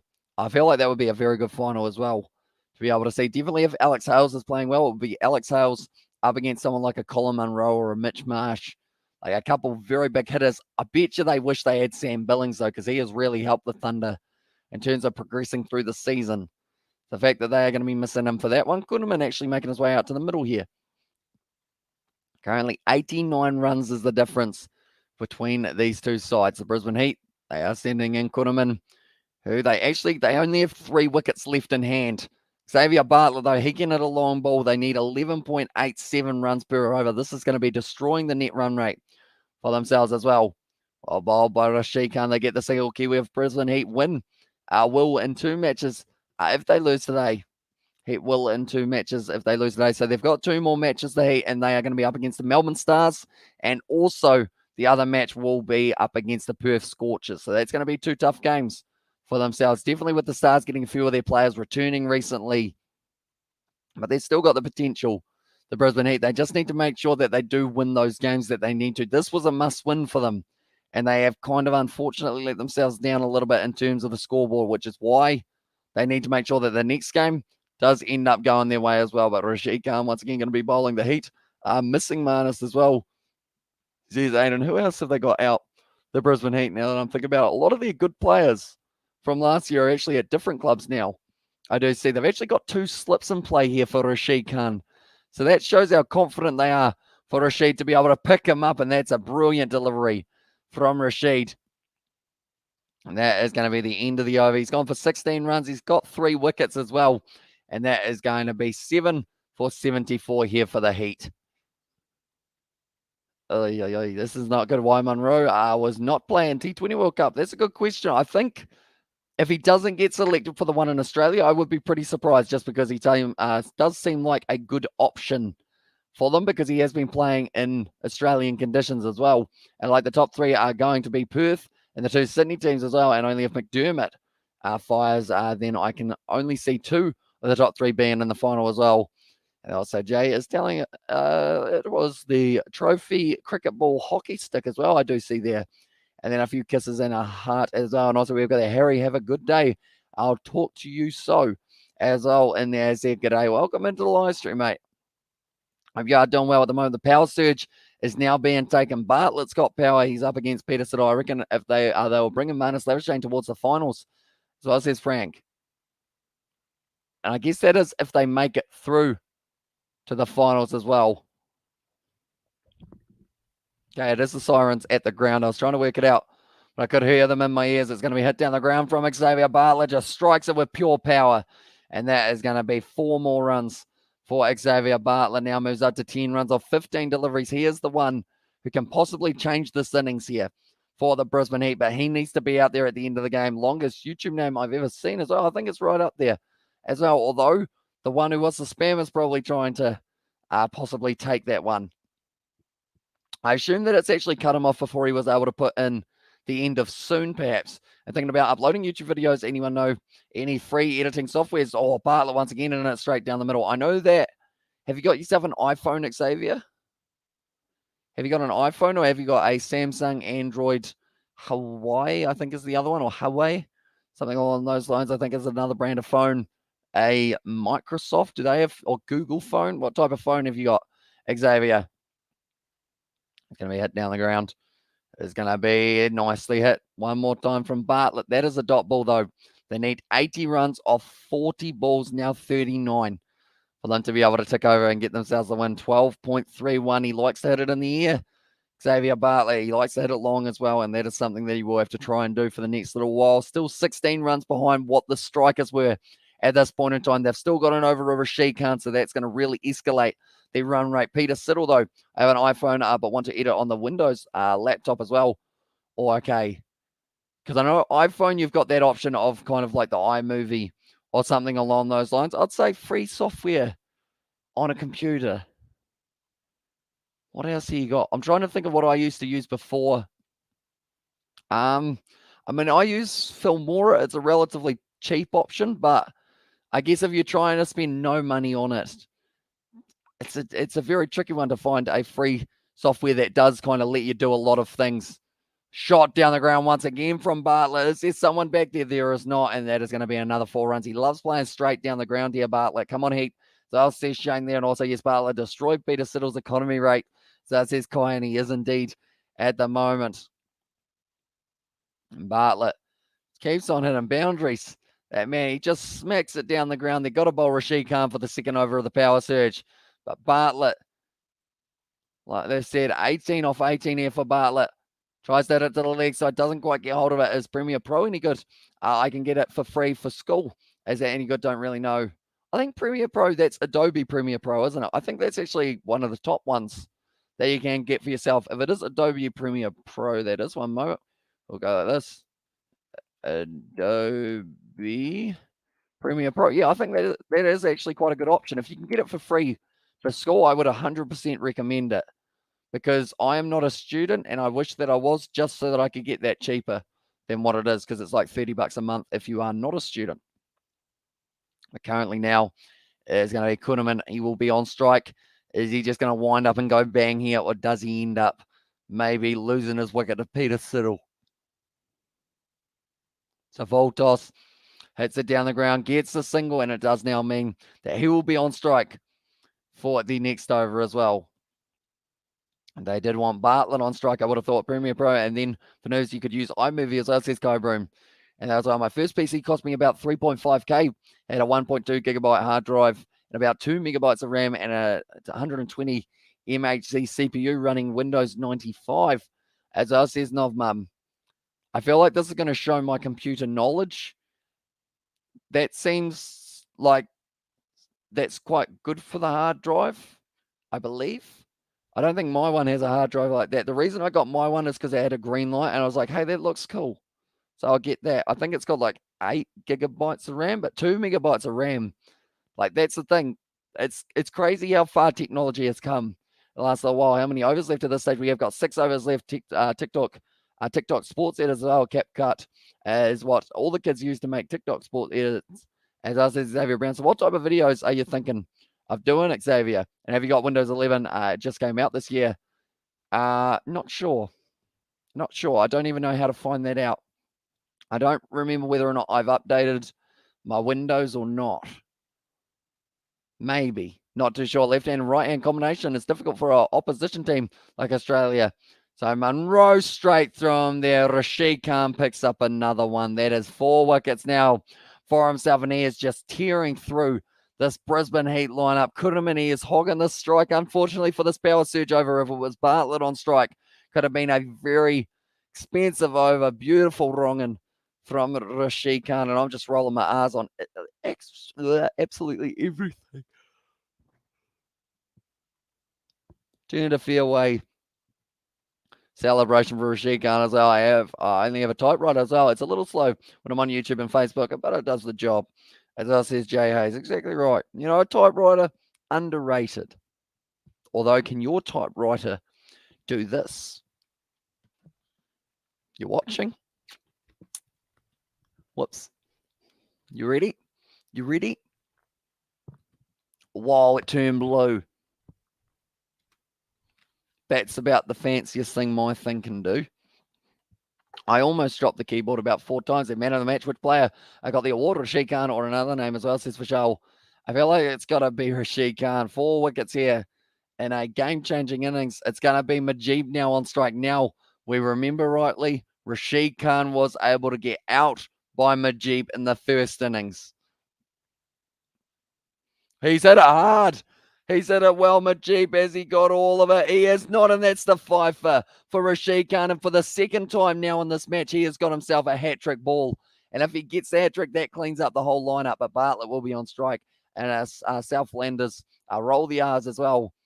I think it's from all of the names that I have been saying for like the kind of Argentine players. And Matt Short, let's go. So it says Kai Broom. And I was like, okay, they might be all out for 100. Tell you what, if you had Rashid Khan, you'd be getting plenty of points here in that tally. Matt Short doing very nicely. And also we have got that big up the Heat. And there says it was Jaden. And under 100 all out could definitely be on the cards here for themselves. The Brisbane Heat, every time we think, right, they're not going to do it again. They're going to find some form. And then it just happens again. They lose their wickets. And also, nope, mine can't do that. I always just I'll paint the letters on my typewriter. I could always just paint the letters on my typewriter. Nice one. Has there ever been a South American cricketer? I think so. I'm trying to think of a name. Surely we've had at least one somewhere around the world. Couldn't think of it off the top of my head. Like they're saying, Rashid Khan, it's actually his first fiver in the BBL. Rashid Khan's last game, hat-trick ball now once again for himself. And like they're saying, wouldn't it be a fitting way for him to close out to be able to get himself a hat-trick here before he goes back? I'm out on pick as well, says Shane. Xavier Bartlett on strike. He tries to hit it hard, and he has hit it along the ground. So that is going to be just the single. He survived the hat-trick ball. He went after it, though. Rashid Khan, I think he was just having a bit of a chat to him as well. Then we have got there, I think we've lost, unfortunately, as well. Khan has 156 points so far. Says Kai Broom, was he in your team as well, Khan, man of the match? He's got to be 5 for, and also the fact that it is his final game for the Adelaide Strikers. Normally that wouldn't come into it, but it seems like a fitting way for him to go out for the Adelaide Strikers. Getting the 5 for, trying to bowl them out, and also, bro, my marriage is falling apart. My kids don't even call me daddy anymore. I'm homeless, and my only comfort is a measly point on the Kiwi Lads leaderboard. Can I change my prediction as well, says Sebastian? Yep. No, I think for now, you might get a sympathy point. You know, you might get one. Chuck Nolan, Rashid Khan, and Majid will most experienced spinner in the next T20 World Cup. Off the edge. It's the wicket. Rashid Khan picks up 6. Man of the match performance right there. And Peter Siddle gives him a massive hug as well. He's going to miss him. The magician with the ball in hand, Rashid Khan. He is going back to Afghanistan. Everyone crowds around him. What happened to the not high-fiving? Everyone is around him at the moment here. He has been able to do it.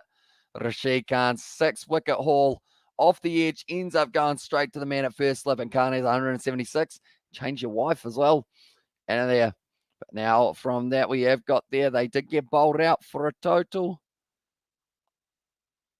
of 90 as I'll send it to the basement. Says Shane, tell you what, I know there's someone here. I mean, it's not a mile off. Strikers by 90 runs. For Shannon, he's going to be able to get himself the 3 points here, I believe it is. Oh, is he the closest? Yes, he is, because that's going to be 180. And there is only 19 runs. Also, congratulations, Shannon. You do get yourself the full 3 points. Shannon Humphreys, 3 points. Now we're going to add up who is in second. We have got there 138 as an option that I do see from Paddy. 138 for Paddy, 150 for the Heat. And there's our Heat with 19. I think the Heat will get 144. So I believe it is going to be Paddy. And then it is also going to be the 2 Aussies. So it is Paddy, second. And it is going to be the 2 Aussies who does get the other ones as well. There we go. So that is going to be 1 point for all 3, or not for all 3. Sorry, it's everyone gets their respective points there. And also we've got the 10 comments as well. It's flying by. We've got Hamali has said hi as well. I'm back. Time to look for a different team as well, says Brent there. Yeah, and also we've got that Oso who gets the points. You were very close enough, Mum. If there was a 4th, you would have been able to get it. And also we have got their Wednesday next Rugby Challenge, Hamish, as well. Says that Johan, I believe it is going to be coming probably just before Super Rugby, if not a little bit later on. We will probably do a few Rugby 22 before we get back to Rugby Challenge, though. And Rashid Khan is now 3rd all-time for T20 wickets as well, and they lost 8 for 27, says Frank. Yeah, that is not good at all. What beautiful bowling by Rashid Khan, bro. Missed your commentary in the morning. Lots of love as us in the same warrior. So thank you very much for tuning in now. And also we have got 187 points. That's stupid as well. And it's $70. Or is $70 for Rugby 22 a good price? Like, should I buy it as well, says Xavier. From what I have heard, it sounds like it is very similar to Rugby 20, but it has got Australia and it has got New Zealand. So it is up to you whether or not you feel that it is worth it. We are going to be having some videos come out extremely early when it comes out. So it is possibly going to be, I mean, if you want to hold off and possibly see it. And also we've got there Ryan as well. Yeah, no, we got to get rid of that one again, Ryan. You got to settle down just a little bit. One moment. It's got to come through. It's got to come through. Whereabouts is it? Mine's still loading. Mine's still loading. So Rashid Khan is unbelievable as well. And then also cheers for the stream with the 10 out of 10 from Sebastian. One moment. We will go like this. And we will go like, I think someone already removed it actually. No, like, look at it. Yeah, there we go. Sebastian, he's sniped him as well. And nonetheless, 6 wickets for Rashid Khan. Absolutely phenomenal for that man, Hamish, bro. Good night. See you tomorrow. Another BBL showdown. Bye-bye, as well, says for Charles. And nonetheless, I believe we've got an earlier game of the BBL tomorrow. It is going to be the Hobart Hurricanes taking on the Sydney Thunder. But if we don't cover that game, we will still be back for the 9:35 game between the Renegades and the Melbourne Stars. So thank you all very much for tuning in. If you did enjoy, be sure to leave a like and subscribe, and I will see you all for the